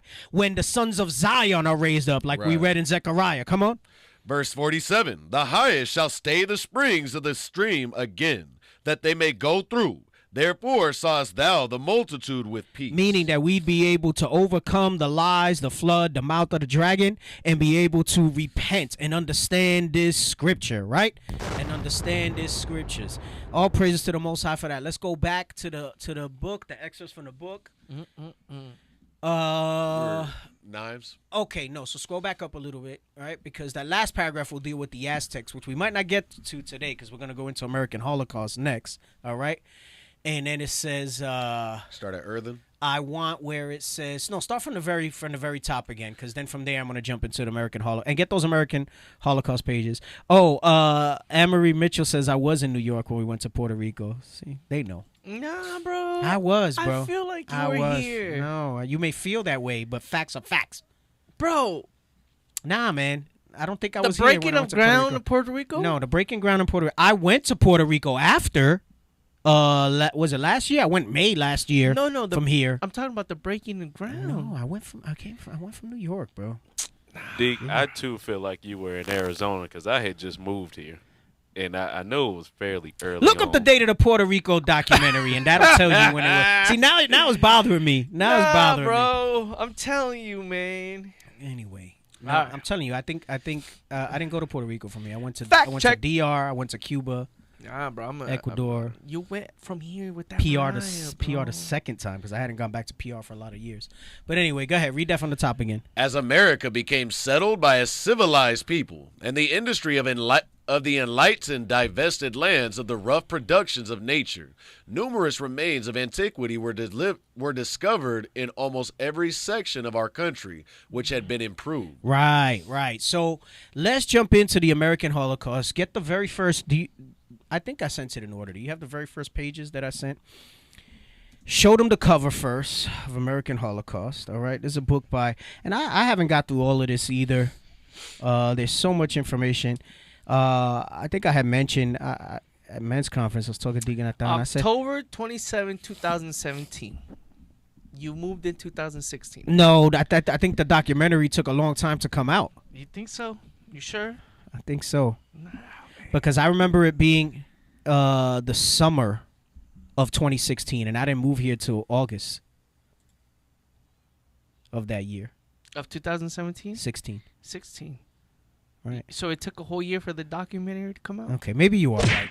I'm telling you, man. Come on back then it did take a long time for documentaries to come out. It's possible. Anyway, so this is American Holocaust. They call it The Conquest of the New World by Davy Stannard. And I was mentioning how, see, this is why I need the research team. I might steal Officer Yakin. Not fully, but Captain Zeph was like, yo, just throw him on the Power Hour research team. Like the same stuff that he brings out we got for Deke, we could go over it too. We got officers on the Power Hour like posting last minute on today posting last minute things. I'm like, yeah, right. We're not going over that, bro. right. Come on, man. And he was saying that like, he's just really good at skimming and using the index. So that tells you two things. There's probably a lot more information in the books. Yes. Because it's unrealistic, bro. Like to try to read your Bible and teach and do everything else and then read a book like this from cover to cover, like at the same time. That's a lot. It's tough. Yeah. It's tough. So, I was trying to get pointers from him on how he brings the stuff out. All praises. I might start doing that because there's books that I'm like, it's too much. I'm frustrated. Bro, I got books that I have not been able to really like get through. Like I buy them because I don't want them to go out of circulation, but I have not been able to really get through them, yo. So... tech team got a spirit on them. Yeah, they do be having spirits on them. All right.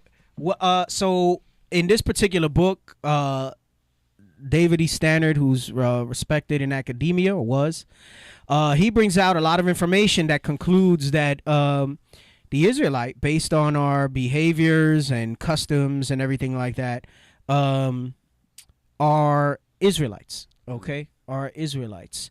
They say, I don't know if he's still alive. They say he's a professor of American Studies at the University of Hawaii. I'm not sure how old this book is. This is a reprint. Well, we got our first Blakanda. Oh, yeah? There was a Blakanda? Shalom, bye. Thank you for your subscribes. Thank you for your views and your comments. Right. It has boosted IUIC Phoenix's algorithm. We'll see you then. Thank you. What were they doing? Talking crap? Yeah, you know. Okay. All right. What's the first page I have in there? Number 1. These are like some drawings and renditions. I didn't take a picture. Eduardo Gonzalez. Go to IUIC. Just type in on YouTube IUIC pork, and you will find a lot of classes about the dietary law. No, pork is not lawful, and we cannot sell pork, just to keep it in brief summary, all right? We're not going over that right now. All right, so if I don't have it highlighted, that menos we're going to read through the whole page as we speak about it, all right? So go ahead and start from the top. This is from American Holocaust, The Conquest of the New World. Right, and one thing I want to point out. Notice the title of the book, right? American Holocaust. They always speak about the Holocaust as if there was one and it was the most tragic. All right. And I got to be careful what I say because that's a topic where they cut you off and ban you. All right. I don't really care. I just don't want the show to not be on and get strikes and things like that. But if you wanted to compare Holocaust, this particular Holocaust, what he calls the American Holocaust, is much more tragic than any other Holocaust in history. Yet it's not revered, it's not remembered, it's not defended with the same vigor as the Holocaust that people think is the only Holocaust that happened, which was in Germany in the 1940s. Right? But we have this American Holocaust, which he approximates, I think, 250 million native indigenous were destroyed, killed, from actual murderous deaths through the bringing of disease, which we know is fulfillment of the curses in Deuteronomy 28. Correct. It just came via the vector of these Edomite conquistadors. All right. So go ahead. Let's read that from the top. It's gone now, drained and desecrated in the aftermath of the Spanish conquest. But once there was an interconnected complex of lake high up in the Valley of Mexico that was as long and as wide as the city of London. So when it today. says interconnected complex of lakes, meaning they built cities around these lakes, right? The resource of water. And when he says interconnected, that means that there was bridges, there was roadways, there was pathways, to have this industrial, and he's going to go into it, to have this industrial city, right? Remember, going back to the Atkinson's casket, which is why we jump to this book, American Holocaust, that backs that up. The aqueducts, the reservoirs, all right? Come on. Where were we? And it says it was as long and as wide as the city of London is today, meaning it was very large. Come on. Surrounding these waters, known collectively as the Lake of the Moon, were scores of towns and cities whose population combined with that of the outlying communities of central Mexico. Right, so he says there were scores of towns and cities, right? Meaning towns smaller, cities larger, metropolises, right? Whose population combined with that of the outlying communities of central Mexico totaled what? Totaled about 25 million men, women, and children. On any given day, as many as 200,000 small boats. That's how large it was. 200,000 small boats. You think of Venice, how they have the boats that go around and stuff there. They were able to taxi, drive through many of these interconnected lakes. Come on. 200,000 small boats moved back and forth on the Lake of the Moon, pursuing the interests of commerce, political intrigue, and simple pleasure. Right. So meaning that it was not some savagery type of thing. We had knowledge. We were industrious. We were civilized. We are a civilized people. Come on. The southern part of the Lake of the Moon was filled with brilliantly clear spring-fed water, but the northern part in the rainy season became brackish and sometimes inundated the southern region with an invasion of destructive salty currents.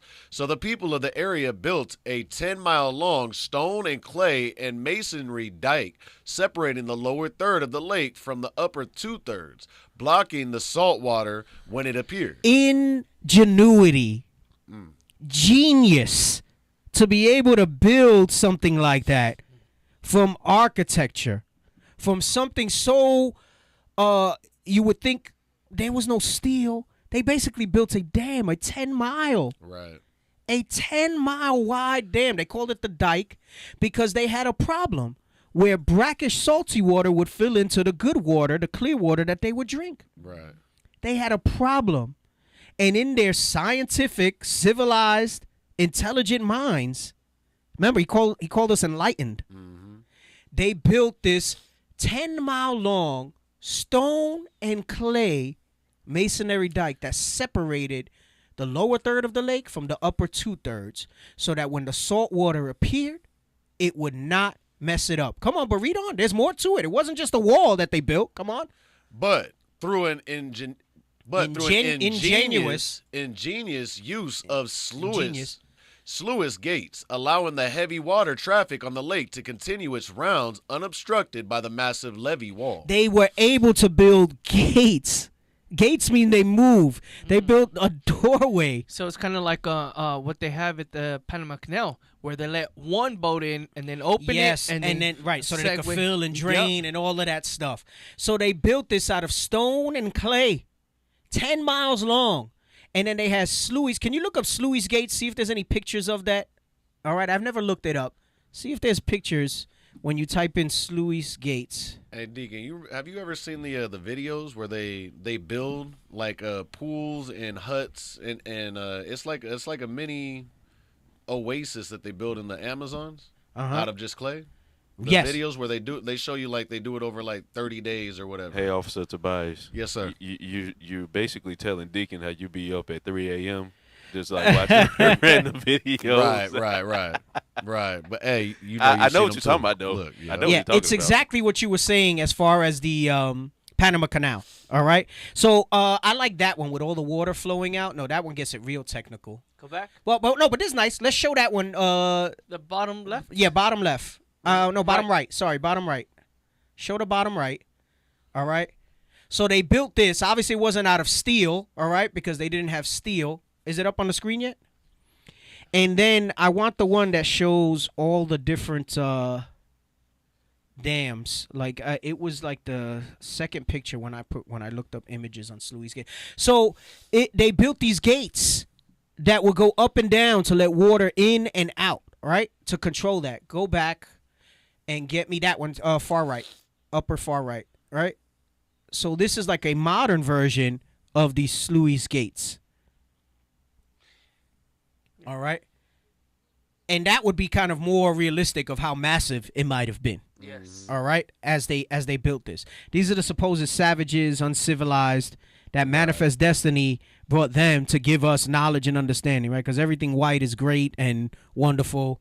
Nope. Not so. Not so. Hey, Deke, that's also another series that must be finished when you talked about manifest destiny. I never finished that one. I thought I did. Sir. About which one? Manifest Destiny. That was a Power Hour series. You never did that one on the Plus. Oh, that was a Saturday okay. series. Well, you guys gotta help me and keep me on that. Someone asked for the page. This it's the first chapter where it says before Columbus, and this is the very first page. So it looks like it's page 3. It didn't have the page on there. It looks like it's page 3 in American Holocaust. All right. No. I looked at it for her. You can go back. All right. So go back and it says start where the people of the area built. All right. We got to give emphasis on this. This is why I said we're not going to get to the Aztecs today. We like Bishop Yawasab said, you got to let this thing soak in, man. But they're not a light thing, right? It changes the narrative of what they said, and it backs up the intelligence that we have. And the Bible has backed that up because just think about it. It talks about the wonderful works, all right, that were put forth and all these different things that we came up with. As a people, these things were chronicled. We didn't lose that knowledge in our captivity. Right. That knowledge stayed. What do you think they had us doing? Building the same things. Building the same things, but for them. Exactly. All right? Hey, I've been meditating on this, and I've been thinking about, Tesla cars, iPhones, so the things going on today. But then I think about, the black and brown community and the things that we built. And I'm going to give an example. And this is, if we were to displace ourselves from the heathen and, start building our own stuff and having our own technology, we would do a lot and more better things. But because we're in this captivity, and this is a captivity, and we got to serve our captivity here, we look at wow, the iPhone, wow, Tesla, oh wow, look at the building is so tall and full glass. Well, guess what? We could do a lot better things too. We're just here, and our head is so stuck up Esau's behind that we forget to think about ourselves and for ourselves. Hey, officer, we built pyramids without cranes. Without cranes, right. Exactly. Can I get one scripture? Yeah, go ahead. Give me that. Go to Proverbs Oh gosh. Where's the one about when the people rule, we are. We brought this out. We did a class on this name of this scripture, the scripture, about the when the people rule, we rejoice, but when the wicked are in ruling, we mourn. Gosh. I was thinking about it. Proverbs 29:2. Right. Yes. 29:2. Yes. When the righteous are in authority, the people rejoice. Exactly. Yes. Can't bring that. The book of Proverbs, chapter 29 and verse 2. When the righteous are in authority, the people rejoice. But when the wicked beareth rule, the people mourn. And when we're in righteousness, we rejoice. Why? Because we have our own technology, our own help me with that word. Ingenuity. Thank you. But when the people mourn, I mean, when the wicked are in the wicked rule, we mourn. We look up to them, but we can't look and we can't see greatness within ourselves. All we can look at is, I want to be a basketball player. Oh, I want to be a football player. I want to be a soccer player. But there's more than that. We're a greater people in all aspects, not only in sports, in technology, in science, in math, in all warfare, things. In warfare, exactly. In health, in herbs, in all things, we're great. But we're in captivity, and guess what? Our mind is like the scripture says, the Lord has not, we don't have the Lord's mindset where he had given us things, filled us with the spirit of ingenuity, with how, like when you read in Exodus, when we were coming out, the Lord was just giving us gifts of understanding on how to build this, how to do the tabernacle. Yeah, think about that. That's when you read. I mean, it gets a little dry when you're in Leviticus a little bit. Yes. And talks about the breadths and widths and things like that. You can't be a simple people to you know what I'm saying? Like you got to understand that. Like there those was instructions were detailism. given, right? And you got to imagine that it was given verbally, not with pictures, right? So it's like when you get like put together furniture and there's no pictures. It's just yes. You know how they give you the blow up of the schematic, right? We didn't have none of that. We just got it from directions and then had to visualize that. That's a gift. That's an enlightened people that can do that stuff. The ark. Right. Think about that. Specific instructions. Right. Think about that. The ark. I make it watertight. Had to be this. How many breaths? All this different stuff like that. Hold all these animals. Yeah, hold all these animals. All that weight. Still have its buoyancy. Right. For the buoyancy to be effective, it had to be distributed a certain way. Right. Had to be certain dimensions. All that stuff like that. Those are gifts that the Lord gave us when we ruled, keeping God's commandments. And you know what Esau will tell you though? They'll say, "Oh, but that's a fart. That's a fairy tale. There's no way they could have built a ship that large that would have held all that." So on and so forth, because that's their pomp that makes them believe that you're telling me the plans came from God, and that they can't be built. Right, facts. That you're mightier than God, right? Remember, he says his thoughts and his ways are not like ours. Right. But because of their small understanding, yes, right. And in the earth, their understanding is great that the nations think they're God, right? Remember, he performed wonders in the sight of man as if he was God.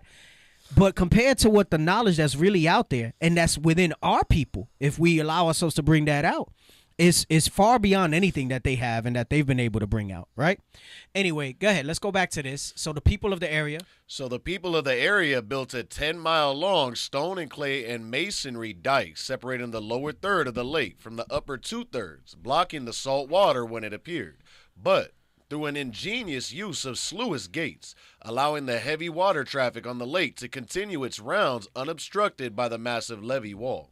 This southern part of the Great Lakes thus became, as well as a thoroughfare, an immense freshwater fish pond. Right, come on. In the middle of this freshwater part of the lake, there were two reed-covered mud banks that the residents of the area over time had built up and developed into a single huge island as large as Manhattan. They made an island.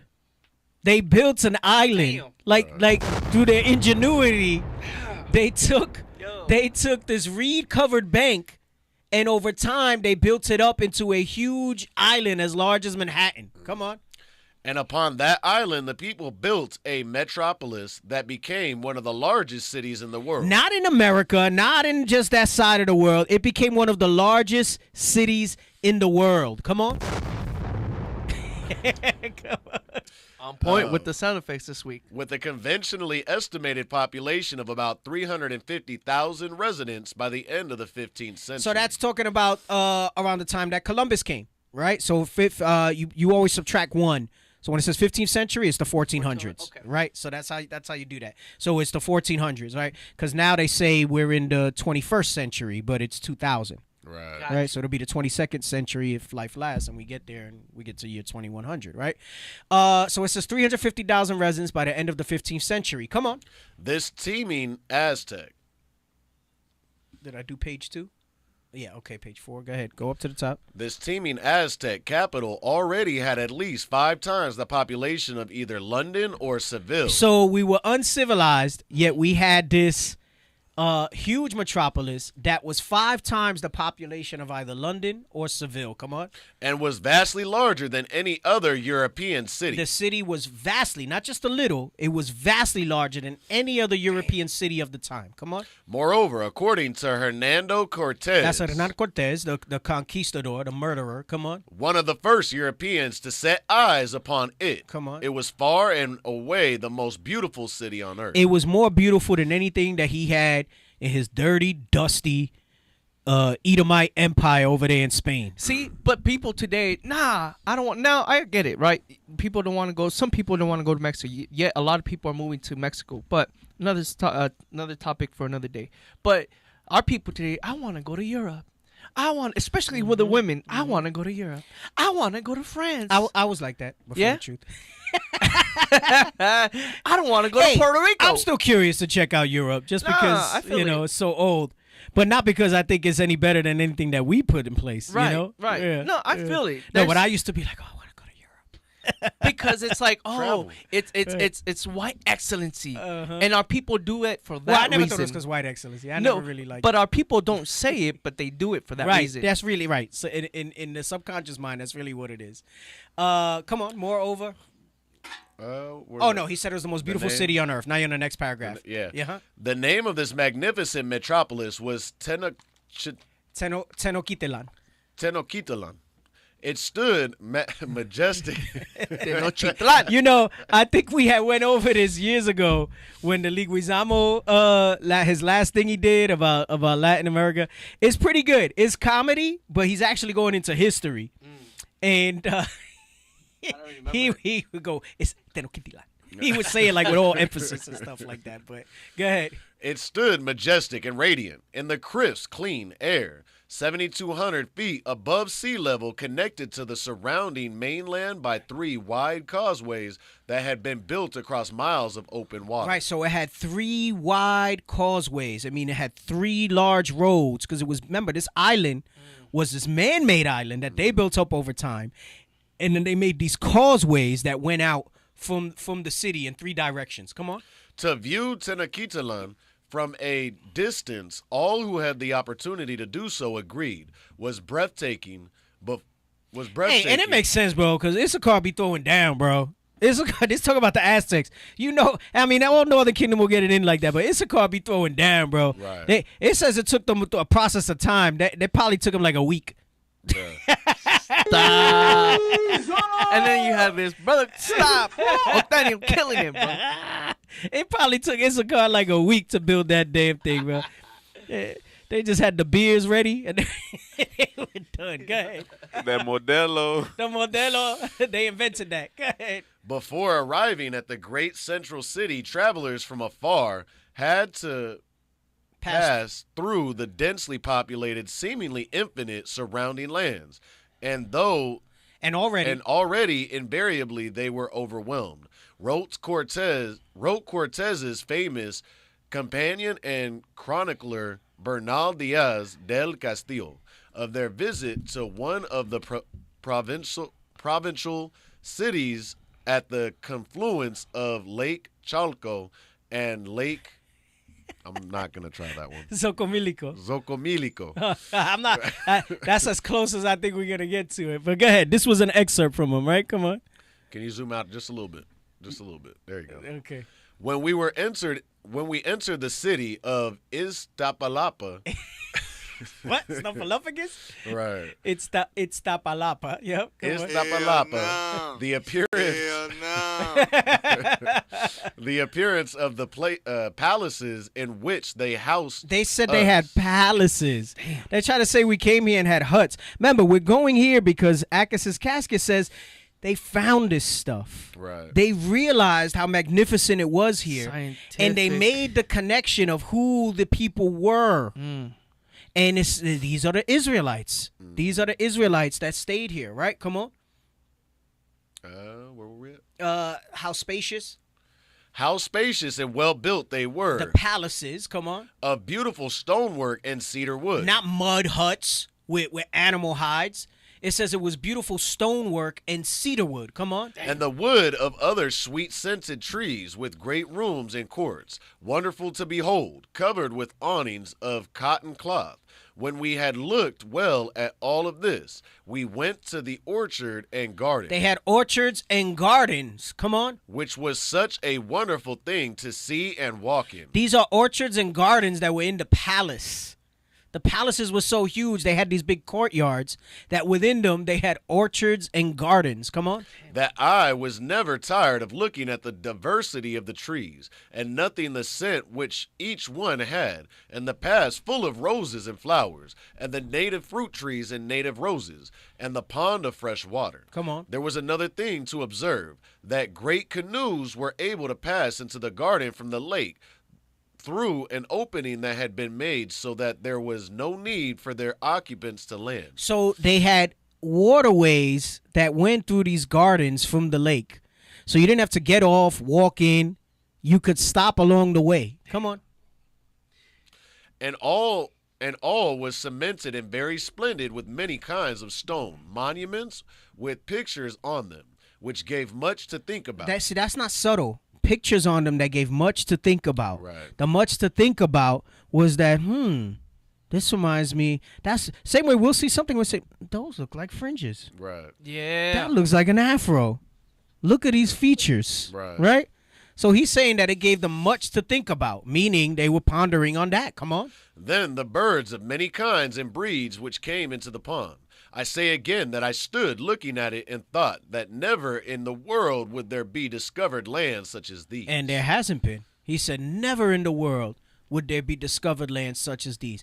But how come history don't teach you that? Right. You know, when these damn heathen try to say that we nothing, we come into America because, oh, you want to take our jobs and you want free welfare, go back to your shithole countries like Trump said. Damn. Let's trade. You made them shitholes because in all this beauty, they destroyed it all. Yes. In all this beauty, they destroyed it. So it don't matter that it was so awe-inspiring to them.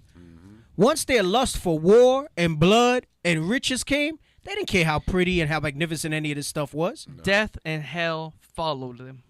Right? Death and hell followed. Death and hell. He enlarges his borders as hell.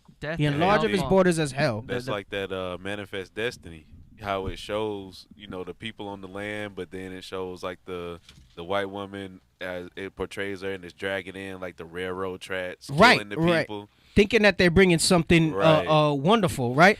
Let's get that in Habakkuk 2 real quick, all right, and 4. It goes back to the scripture that I brought out, Deacon, about how when the righteous are in rule, we rejoice, we bring things to life, we bring, we create things that we build things and create things that are like inspiring. They're like this book says they're all, you know what I mean, you can't stop, you don't want to take your eye out of it. But then when the wicked rule because of our iniquity, because we don't know how to keep stay in God's commandments, then everything gets destroyed. Puerto Rico is beautiful, but now it's all trash, right? Well, I'm not gonna say it's trash, but it's run down. We were talking about LA, we were talking about New York, and it's trash and it's dirty and it's Tenochtitlan. It's now covered. The Mexico City is on top of Tenochtitlan. Right. It's on top of it. So they destroyed everything and they built Mexico City, modern day Mexico City, on top of Tenochtitlan. Go ahead, read this 2 and 4. The book of Habakkuk, chapter 2 and verse 4. Behold, his soul which is lifted up is not upright in him, but the just shall live by his faith. Right, his soul's not upright in him. So he saw all that, and there was no genuine appreciation for that because they destroyed it. Read on. Verse 5, yea, also, because he transgresseth by wine, he is a proud man, neither keepeth at home. Right, because even though he saw, it got to a point where he saw all that, and then he realized how inferior he really was. Yes. And it enraged him, right? Because he's a proud man. And he says, and he don't keepeth at home. They said, we got to come back and destroy this place. Come on. Who enlargeth his desire is hell. Right, we need this. We want this land. We want the riches. Covetousness And they is thought hell. that it would prosper under them, but the earth fights for us. Yes. Right. So that's why they've never been able to build anything like that, anything near remotely to it. It didn't bring forth what they needed to bring forth. Remember, they spoke about that. They would have destroyed the Amazon if they could have figured out how to do the soil like our people did in there. But they didn't, right? And they couldn't. Come on. And as is as death. Right, because death comes behind them, right?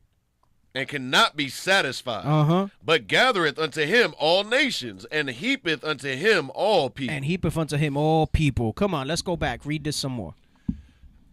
Built, where were we at? Impressive. Uh-huh. Impressive as Iztapalapa was, the Spanish were seeking the heart of this great empire, so they pressed on. In addition to the cities that surrounded the Lake of the Moon, other towns were, like Tenochtitlan, built on smaller islands within it. As they neared the area that would take them to Tenochtitlan, Bernal Diaz wrote, when we saw so many cities and villages built in the water. So they had all these cities and all these villages, right, built in the water. Come on. And other great towns built on dry land, and that straight and level causeway going towards Tenochtitlan, we were amazed and said that it was like the enchantments they tell in the legend of Amadis. Right, so they have something amongst them, the legend of Amadis. They said that this place is like a fairy tale. Right. They said, no way. Come on.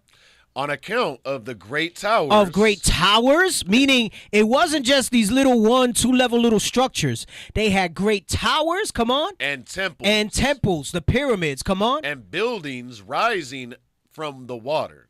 And all built of masonry. Of masonry, of stone, not of mud, not of animal hides. Come on. And some of our soldiers even asked whether the things that we saw were not a dream. But it was that bomb that they said, are we dreaming right now? That's wild.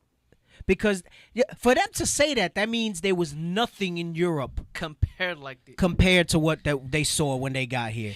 Nothing. Going back to what we read, an enlightened, industrious, scientific people that took the rough productions of the diverse land and they were able to cultivate it. And they had remember, they said once upon a time, they had all these historical facts like we saw in the Glenn Beck thing, but guess where a lot of these things are? If they're not destroyed, they're buried in a box in the basement of one of their institutions. Yes. Never to see the light of day, all right? Come on, where we at? Finally, they reached one of the causeways leading directly to Tenochtitlan. They pushed their way across it, although it was so crowded with Dick and Yasha's finger. Nah, I'm just kidding. With my thumb. So crowded with people that there was hardly room for them all. Because it was so many people. That's why I said it was a metropolis. It was so many people. Come on. And some of them going to and others returning from Tenochtitlan. Hey, you know what the causeway was like? You seen Thor when they come through the freaking gate. What do they call it? The Bifrost? Yes. The bridge. When they come to that bridge, Yeah, there was bridge. 3 of those causeways that led into the city. But then it was crowded with people as they were trying to get there. So that's the best I could think of, right? Damn. Think of Asgard, Right. that shot of Asgard, what he called Asgard, and think of those causeways like that, how majestic it That's was. crazy, and bro. and then you see all these towers and temples and all these things as you're heading up to it. But crowded with people, Yo, this thing gives me the chills, Right. bro. 'Cause some people don't have the imagination to visualize this, right? And some of us, because our minds are so subverted by the white man, by Esau, we're still thinking paltry brown huts and things like that. Think of this as like a crystal lit up, magnificent. not the dreary stuff you see in castles of ancient Europe and medieval times and things like that, right? Things were majestic. They try to make you seem like it was. That's what I call the medieval times, or like the Dark Ages, right?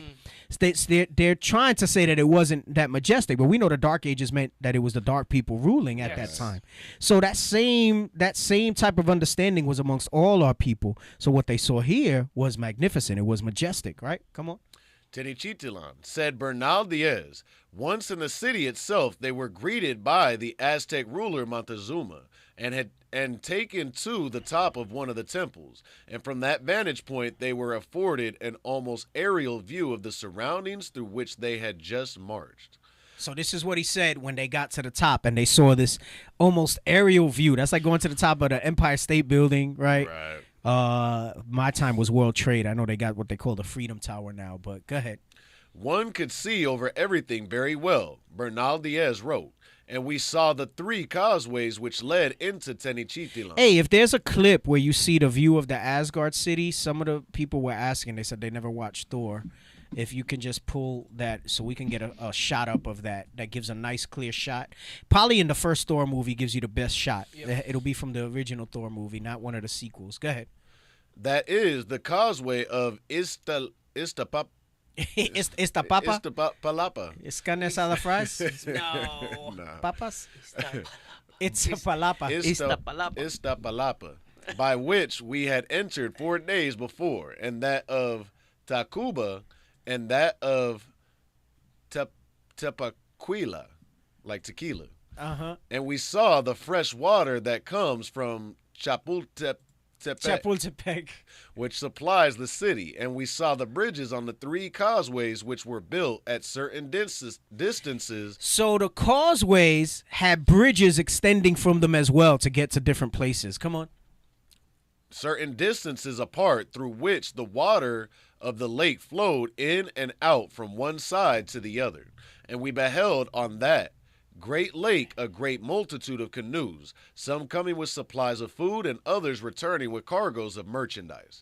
And we saw that from every house of that great city and of all the other cities that were built in the water, it was impossible to pass from house to house, except by drawbridges which were made of wood or in canoes. And we saw in those cities temples and oratories like towers and fortresses, and all gleaming white. And that's what I'm saying. It's not this gray, dull, humdrum. Right. He said they were gleaming white. Come on. And it was a wonderful thing to behold. So they had a series of drawbridges and different things like that. Come on. About 60,000 pale stucco houses filled the island metropolis, some of them single-story structures, some of them multi-storied. And all these houses, wrote Cortez, have very large and very good rooms. So they weren't these little things. We weren't sleeping on straw mats and stuff like that. Come on. And also very pleasant gardens of various sorts of flowers, both on the upper and lower floors. Meaning that, you know how they have gardens that, I forgot, in the risers, like those risers, and you put the soil in them and stuff like that. So he's saying that it wasn't just on ground floors. If you have them on upper floors, that means that you have those elevated gardens and things like that. Come on. Like hydroponics? No, not hydroponics. It's like those risers, like so people will put the soil like in the boxes. Like the boxes and stuff like that. Yep. Yeah. Mm-hmm. Gardens of various sorts of flowers, both on the upper and lower floors. The many streets and boulevards of the city were so neat and well swept, despite its multitude of inhabitants, that the first Europeans to visit never tired of remarking on the city's cleanliness and order. That goes to show you how damn dirty they were. Because in their minds, they justified their filth in their large cities because they said it's so many people, the multitude of inhabitants.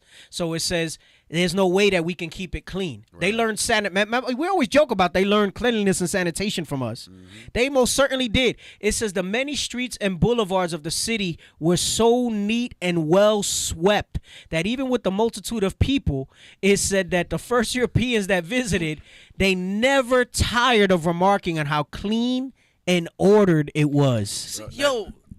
Order. Go ahead. Order.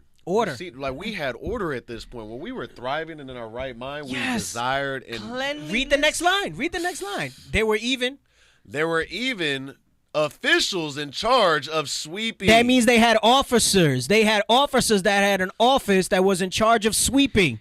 Just like we have officers that's in charge of the bathroom crew, the kitchen crew, whatever it is, the garbage. I'm telling you, bro. And brothers don't want to do it. And brothers don't want to do it. They don't realize all it takes. That goes into the governments. Right. That's because that it takes to build a nation. Everybody loves to hear build a nation, but they don't want to do what it takes to maintain that. Right. To build, to keep that structure. Yeah, one nation. Oh, we got to have somebody over trash? Right.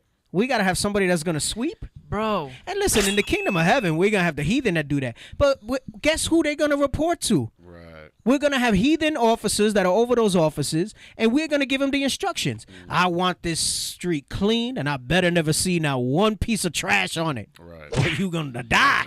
Yo, and that lets you know that the mindset of our people today, that's because we're in captivity. We had cleanliness. Whether this we was had officers in charge of sweeping, bro. So that's what I was going into, like LA, New York. That goes into the stewardship stuff that we're bringing out. That goes into that small stuff that makes a big difference because you go to, like we were talking about LA, New York, it's so nasty, it's so dirty.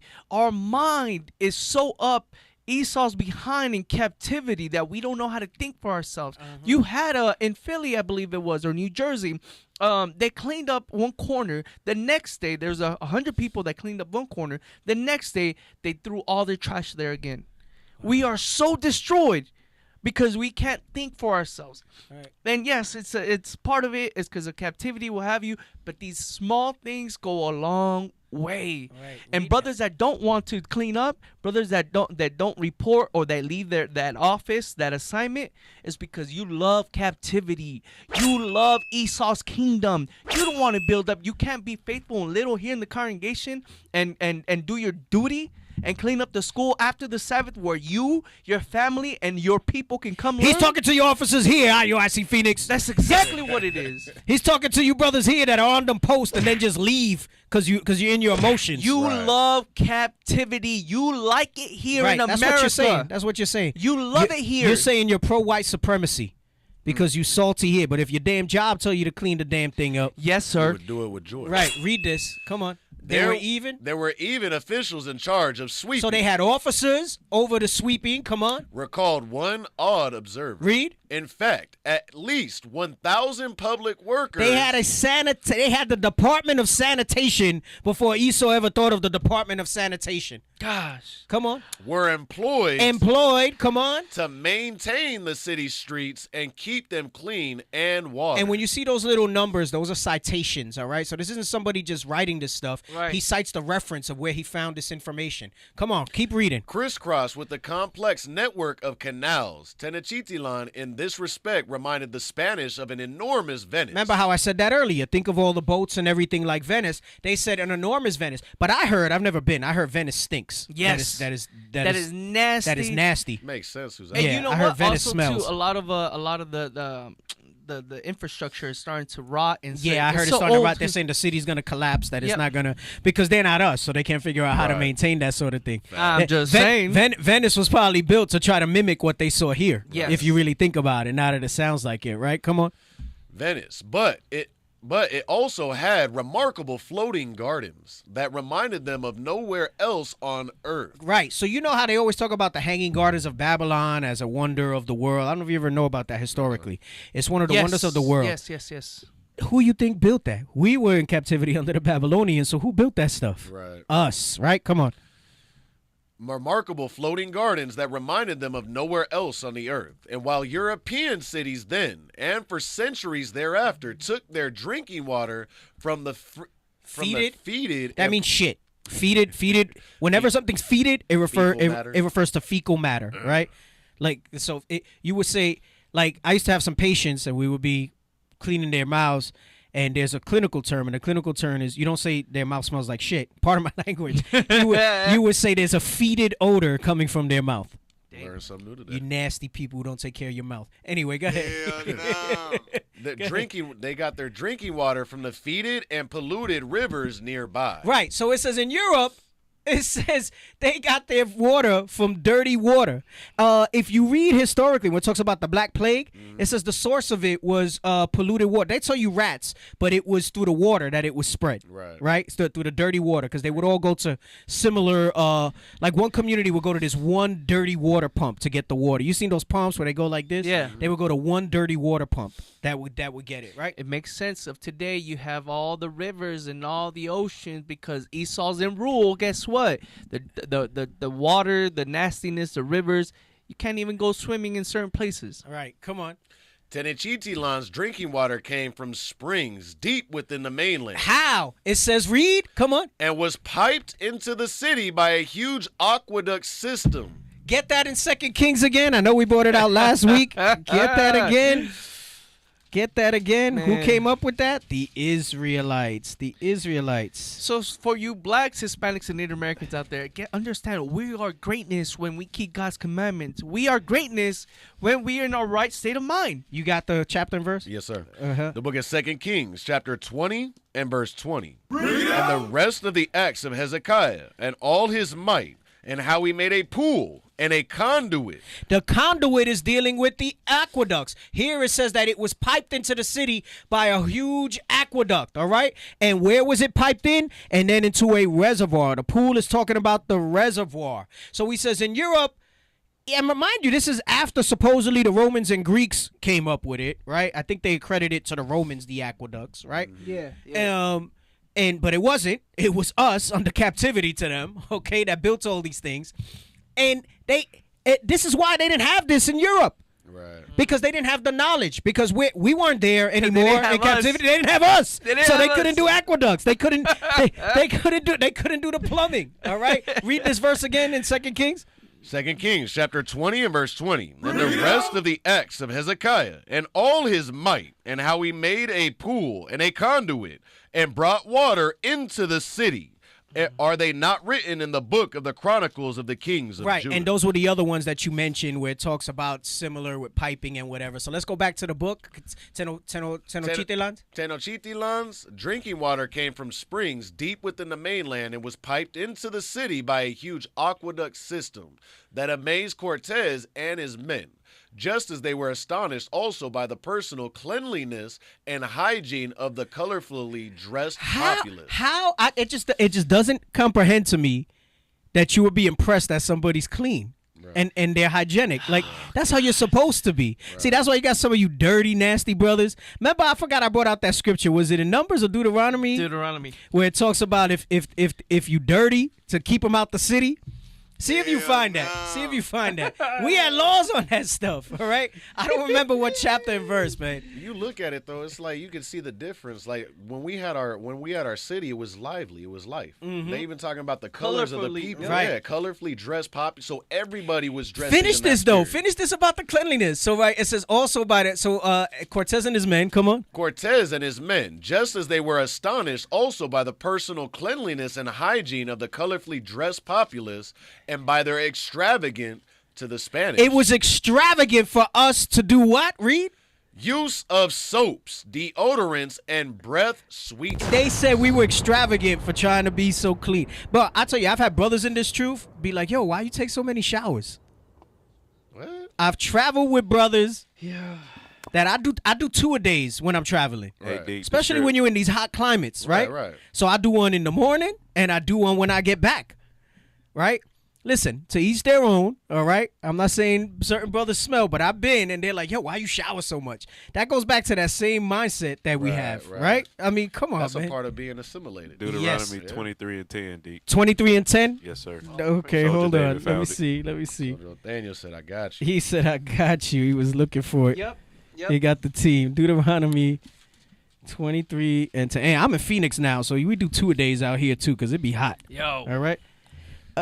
Okay, come on. The book of Deuteronomy, chapter 23 and verse 10. If there be among you any man that is not clean by reason of cleanness, that chanceth By him, reason of uncleanness. by reason of uncleanness. And it's not talking about disease or anything. He's just saying that you're dirty because you're unhygienic. You're just dirty. That's why it says by reason of uncleanness. Come on. that chanceth him by night, Then shall he go abroad out of the camp. When he says that chance of him by night, meaning he been working all day, he been warring all day, and then he come back and he don't want to bathe, all right? He's unclean. Come on. Then shall he go abroad out of the camp. He shall not come within the camp. Then you got to put him outside the camp because your behind stinks. So stay outside. Read on. When can he come back? But it shall be when evening cometh on. So he got to stay out for a day. Come on. He shall wash himself with water. Take a bath. That's that.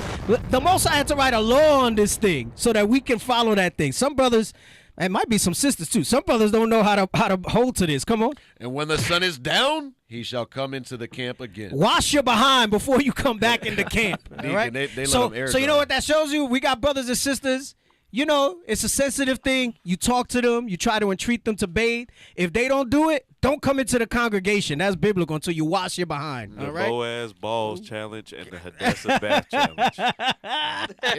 It said when the sun is down, he shall come in. They let him air dry afterwards. They let him air dry after he washed himself. When the sun, Right. When the sun comes up, even though you clean, then you can come in. Right. Oh, God. Go back to that part. Cortez and his men. We got to read that whole thing again. Cortez and his men, just as they were astonished also by the personal cleanliness and hygiene of the colorfully dressed populace. Come on. And by their extravagant, to the Spanish, It was extravagant to us, to them. Come on. use of soaps, deodorants, and breath sweeteners. We were too clean for them. Come on. And the distance across the expanse of shimmering blue water that extended out in every direction and beyond the pastel-colored suburban towns and cities, both within the lake and encircling its periphery. You want to know what's crazy when I read that, when it talks about the pastel-colored suburban towns and cities?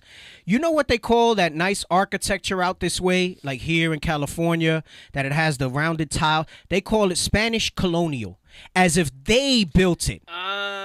They call that, do you know which architecture I'm talking about? Yes. They have certain styles of houses out here, and they call it a Spanish colonial as far as how the outside is looked. Yes. And Right? they even try to make that material like the clay. Yes, 'cause and they it's try real to make the house like the clay, like the adobe houses and stuff Adobe like houses, that. yes. And they call it Spanish colonial style houses.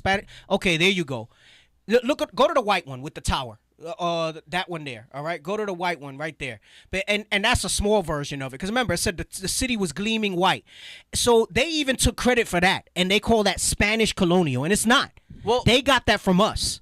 Well, you know what? Actually, Go to some more Spanish colonial pics of that style of home. You know how we were reading about how there were gardens inside of the palaces. There was gardens inside.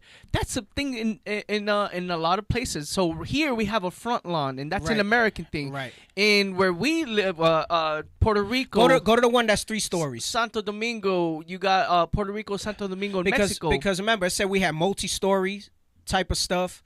So they try to say that they did it. What they did was they came here, they learned it from us, and then they try to institute it back where they're back. No, it was bottom. Go down. Yeah, that one. Go to that one. All right.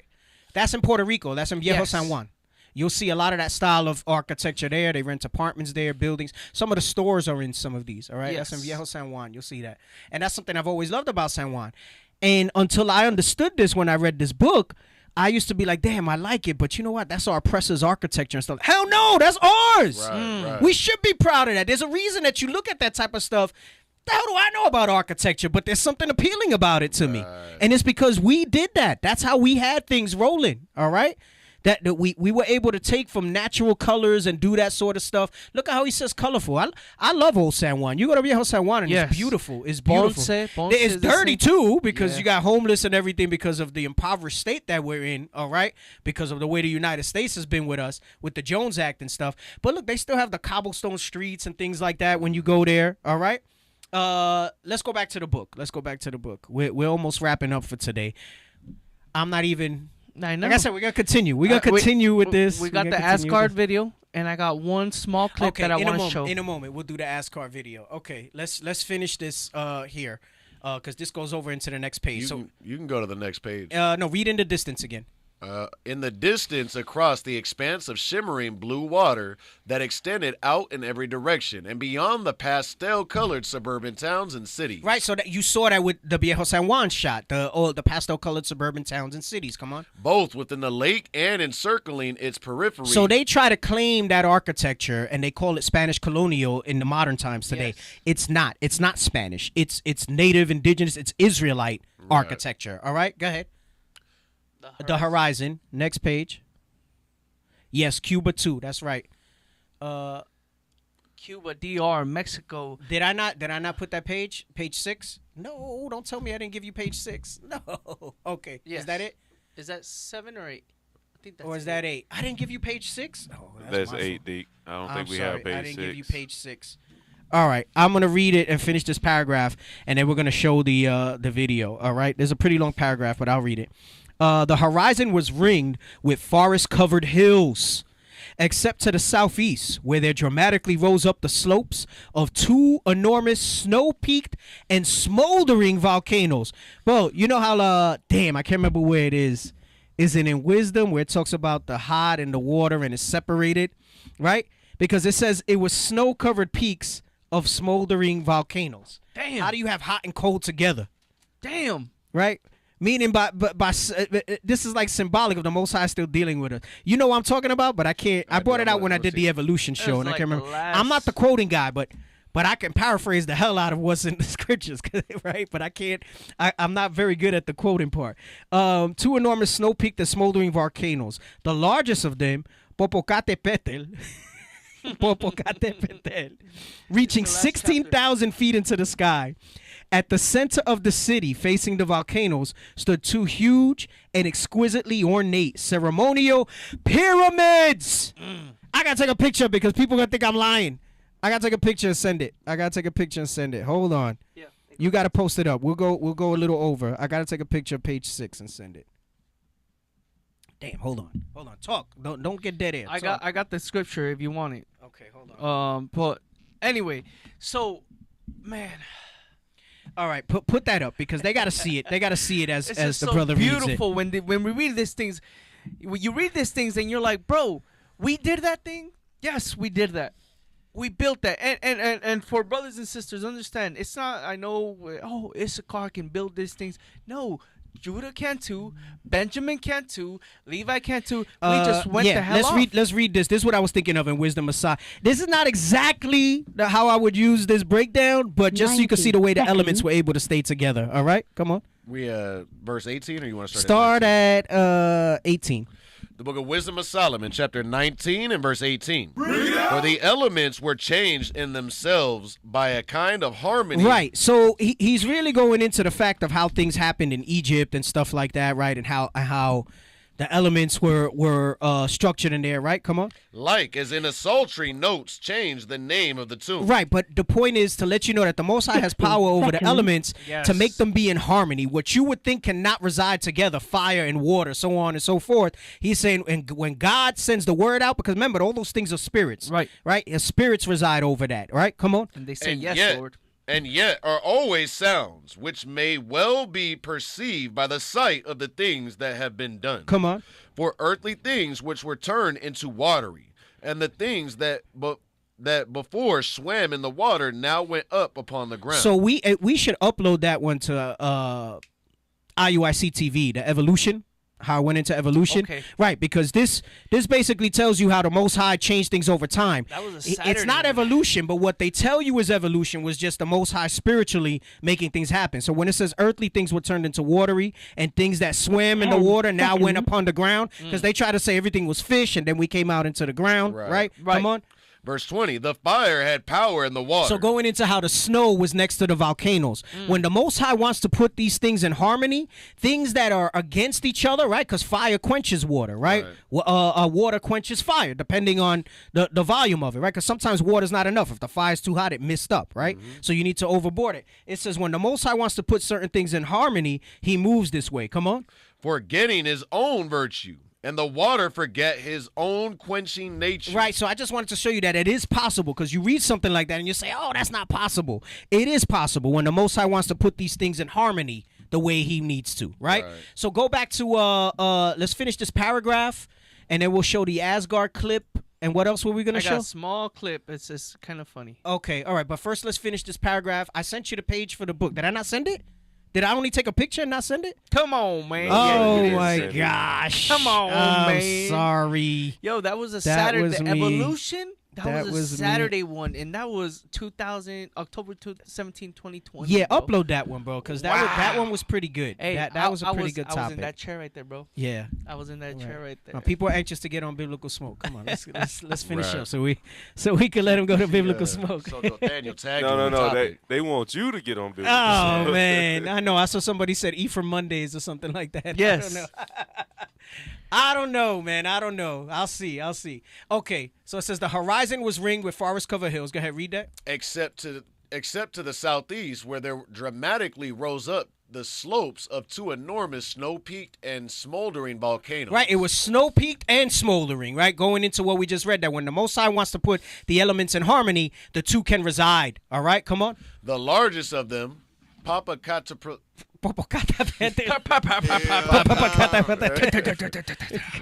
reaching 16,000 feet into the sky. At the center of the city, facing the volcano, stood two huge and exquisitely ornate ceremonial pyramids. Pyramids. Why is that important? Why is that significant? Because it shows the connection. Is more historical based evidence that who the Israelites are. Man, you got these knuckleheads out here talking about that Hispanics ain't our people. Right. Native indigenous ain't our people. Shut up.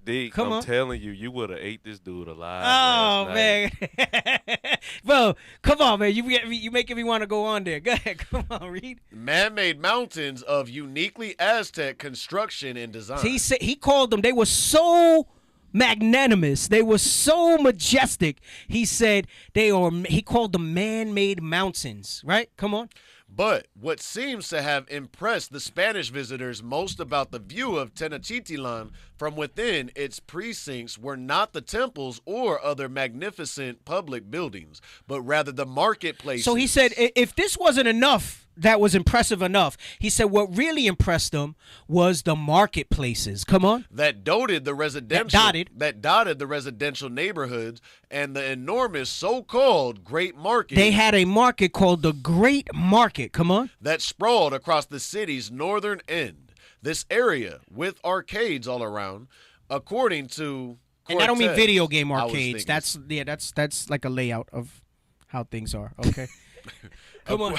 According to Cortez, was Urn End.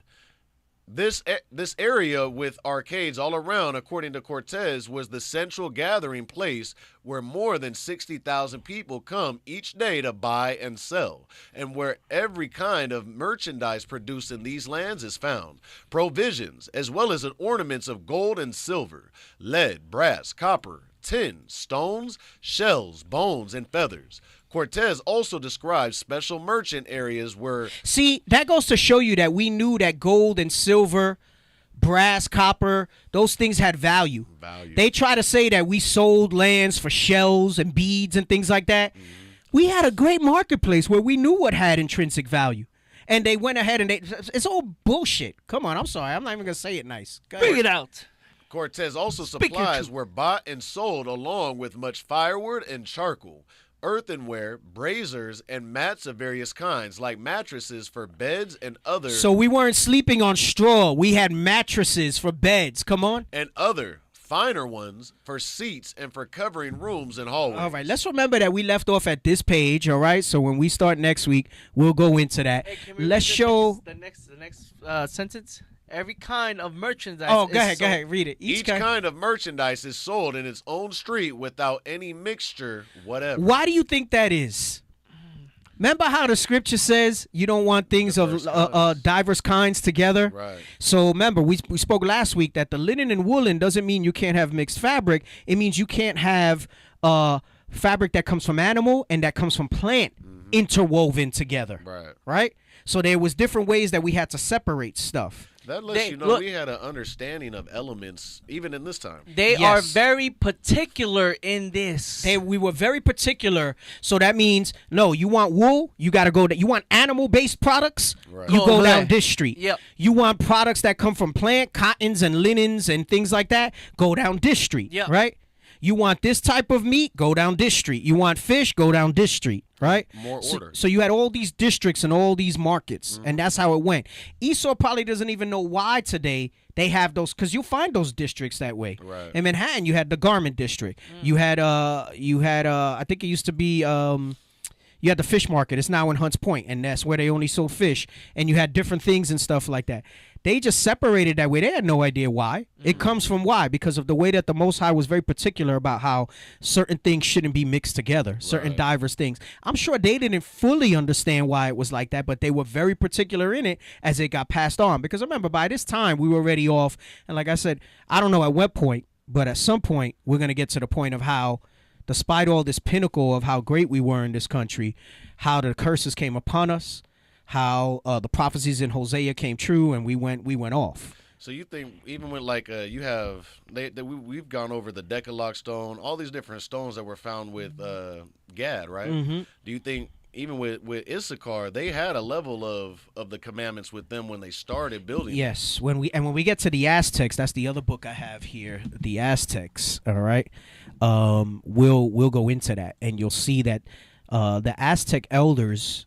They basically talk about the Exodus and Moses parting the Red Sea and all of that. Oh, wow. And they say that was our forefather. And they talk about in Ezra's how we came. So we'll bring that out in this book when we get to it, maybe next week, because we still got more in American Holocaust. But when we get to it, all right. Let's show. You said let's show the. Someone Asgard. wanted to see Asgard. All right. Oh, someone asked about. Hey, is Manly Badge of Dignity? All right, it's our own custom blend, Dexter Calhoun. It's on originalroyalty.com, all right, originalroyalty.com. You go to men's care, all right, that's the beard cream and the oil that I've been using, okay? I used to buy it, a blend like that somewhere else through trial and error. I said, why can't we produce this ourselves? And we now do. So just like we're talking about our commerce and everything here, you go to originalroyalty.com and we sell the Manly Badge of Dignity beard line there. We got a new scent coming too, all right? So I got some new scents coming for when you want to re-up. All right, show the Asgard so that you can get an idea of possibly of Tenochtitlan, all right? So you see the roadway. This is where they get all that stuff from. All the water. Look at all the majesty. Stuff in the mountains. Look at that. This is the closest I could get to you to say, look at what they saw. Esau has no imagination. No, look at that. The tall towers gleaming white. That was Tenochtitlan. That's where they got them. You're right. They have no imagination. They get everything from the scriptures. Right. See those causeways? Look, that's exactly how I envision it. See those bridges, those causeways, the gardens. Right. Look at that. It was Asgard. The pyramids. That's the main temple that they went up to, and they were able to see the whole city. All right. It doesn't show. It doesn't show now, from the Bifrost, right? The next one. Go to the next one. Show the causeway from. So remember, it said it had 3 causeways that went in to the city. Yep. So that was just around the city. That was around the city. This is the Bifrost, that pathway they were talking about. The 3 of them. Yes, I have that book. They came before Columbus. Little bones because they keep insisting that it's Africans, right? Hamite, but it does go into that, right? A little bit. Come on.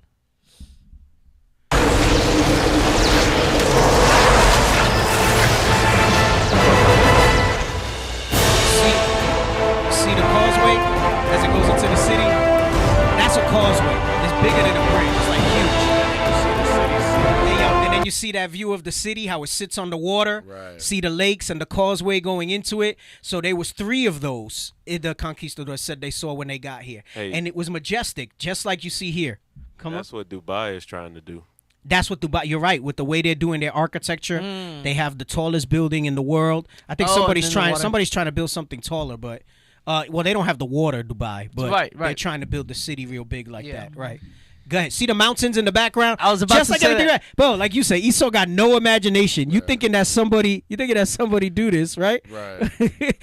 Hey, look at that testimony. He said, I bought the beer kit about a year ago. No more baby face. All praises to the Most High. We got to start getting some of them testimonials. Lord's will, life lasts. When we dropped the new sense, I promised when we launched it, I didn't do it, that I would go over into some of my tips and best practices for the beard. We're gonna go I'm into the still gonna do that. vlogs. I know Captain Zakar needs some help. I sent him a free kit. I bet you, Captain Zakar, bro, I bet you didn't have the diligence to run that thing back, right? You didn't even re-up on that kit. If you still on here, I know you did, right? Hell no. He said, hell no. Oh, that means he still got the... That's right. I just saw my men's conference. You know damn well he hasn't been using it the way he needs to. It's not on Amazon. No, originalroyalty.com. See if you type it in there. See if they let you put the link in there. All right. Anyway, go ahead. Continue showing this drone shot that they do of this, right? And that's how I imagined it when we were reading it. Go ahead. Look, the different birds, the gardens, the trees, the diverse trees, the levels, just like we just read in the book, right? Those are the sluice gates. Yeah, you saw the water coming through there. Go back. Bro, they stole that thing from the Everything. freaking Right there. book, bro. Everything. Oh, man. Come on. The conduits. That's wild, Right? man. They did take it. Now that's it on that. Damn. Go to that video I sent you, bro. This is so funny. I saw this some time ago. This is for Esau, and he says it's aliens. It's not aliens. It's the Spirit of the Lord that has been worked through us. Who said it? The video I'm about to put up. Oh, okay. Go that one right there. It's not aliens. It's the Spirit of the Lord that has helped us build these empires, these great, beautiful empires, because we keep God's commandments. Aliens don't like white people? Yes. This guy speaks truth. This Edomite speaks truth. Watch this. Play it. I'm really mad that I pointed this out, but have you ever noticed all the guest speakers on Ancient Aliens are really white? That's weird, right? Because this show is primarily about analyzing the culture of people of color in ancient history, and yet the only times I ever seem to notice a local being interviewed is to just give basic facts about the area. The locals are never the people claiming that it was actually aliens. The show is still on the air, it's got almost 200 episodes, and they're still making more of them, so I'm sure there are exceptions. But anytime I see it on TV, it's always a white dude describing things that non-white people did, saying that it was impossible for how undeveloped they were, and then saying that it had to be aliens. How could the Easter Islanders have invented their own writing without some other cultural influence? They're doing things. The Most High God, you freaking pompous ass. Yeah, exactly. Oh my goodness. Couldn't wrap his puny little mind. He couldn't wrap his mind around it. Their pomp is so high. Remember, it says that they see themselves as God. Right. It says that they sit in the mount on the sides of the north. Right. They sit among the mount of the congregation and they see themselves as God. There's no way that they can fathom it. But let me tell you something. That's crafty when they say, are you done with this? No. Go ahead. I'm going to tell you something with the aliens. Go ahead. Come on. Would require precision work. How could they have had these advanced machining tools? The one answer would have to be they'd gotten it from ancient aliens. The Mayans could not possibly have developed these systems on their own. So it is clear that they were given to them by aliens out there. Of course, the ongoing narrative of these moments is clearly a somewhat contradictory lack of respect for these civilizations and their people. Their art is interesting enough to analyze, their accomplishments impressive enough to praise, and yet the hosts always come back around to directly or indirectly saying that they were too unsophisticated to have accomplished any of this without outside help, which is an opinion that they never seem to come to about European churches or castles or anything like that. Clearly, someone told the local people how to place these stones into different areas. So you're surmising the technology was given to these people. The engineering knowledge, because this screams mathematics. I will certainly concur to this extent. Someone or someones had extraordinary knowledge here. This is not He a little easy calmer, to but know. that he ain't saying aliens. He says someone or someone's had extraordinary. Yes, the Israelites had that extraordinary knowledge because we're God's chosen people. Let me show you something about them aliens. That's crafty subtlety when they say that. Get Ephesians 2:11. I saw this a long time ago there. And now he's going to say something about, oh, well, the aliens didn't like white people because they didn't help them build nothing. But Stonehenge, whatever it's called. But that was all them. Yes. Get Ephesians 2:11. The book of Ephesians, chapter 2 and verse 11. Wherefore, remember that ye, being in times past Gentiles in the flesh, who are called uncircumcision by that which is called the circumcision in the flesh made by hands. He's going to explain what that is in the next verse. But this is why I say Esau being crafty, because they know, right? They calling us aliens. So when they say aliens, they really talking about us, right? Come on. Verse 12, that at that time ye were without Christ, being aliens from the commonwealth of Israel. When we went off into all types of craziness, we were aliens to the commonwealth of Israel because we were living in a Gentile state of mind. Come on. And strangers from the covenants of promise, having no hope and without God in the world. So they're saying, how could they have done this when God abandoned them? Right? They're saying as aliens. Listen, don't play with me. That's saying Israelites, all right? We were called aliens in the scripture at one point. Come on. They've been watching too much of Alien versus Predator. Right, You know how right. at the end it shows like how they showed them how to build civilization. Yes. Yep. Same type of thing. Come on, go ahead. Finish read that. it on. The best thing about this show to me is that if you believe all of these guest speakers and you think that 90% of the accomplishments of people of color were done with the help of aliens, and meanwhile we have Stonehenge and nothing else, doesn't that imply that aliens don't like white people? I mean, aliens were going across the globe throughout all of early civilizations and meeting with all these different people and helping them invent things. Hey, and put up the helping video. stack It's not up. structures You have the and camera building on. pyramids for them. Except for us. What did we do? What did we do that made aliens avoid talking to us for the rest of human civilization? I posted that joke. All right, that's it. Hey, that's the show. We went a little over this week, but we had to get the rest of this out. Lord's will continue on with the Israelite civilizations in the Americas. Okay, this is the series that we've been going over in these episodes. Don't forget to head on over to the IUIC Phoenix YouTube page. If you have not liked and subscribed yet, we're trying to push our way to 15,000. I think we're just under 13. We just hit 13. Whoa, all praises. All We praise. hit Can we get some 13. applause? We hit 13. All right. We hit 13. We trying to get to 15K. That's the next milestone. And that's only a milestone because guess what? When we have 15K, we're going to say 20 next, That's right? right. So help us get there, all right? Like, share, support, all right? Even if you were watching on the IUIC TV side, jump on the YouTube, all right? Hit it up. And y'all be well. Y'all stay safe. Memorial blowing of trumpets begins Saturday night. It's a double Sabbath this weekend, so make sure you prepare accordingly, brothers and sisters, and enjoy the feast, all right? Lord's will be on next Wednesday, and we'll continue on with this. We have the Spanish show this We'll see because we had to improvise this weekend. Yeah, okay. Well, we'll see. All right. Well, y'all be well. Y'all stay safe. Stay in the spirit. With that, we say shalom. Shalom. That's the wrong. That's the wrong. What the heck?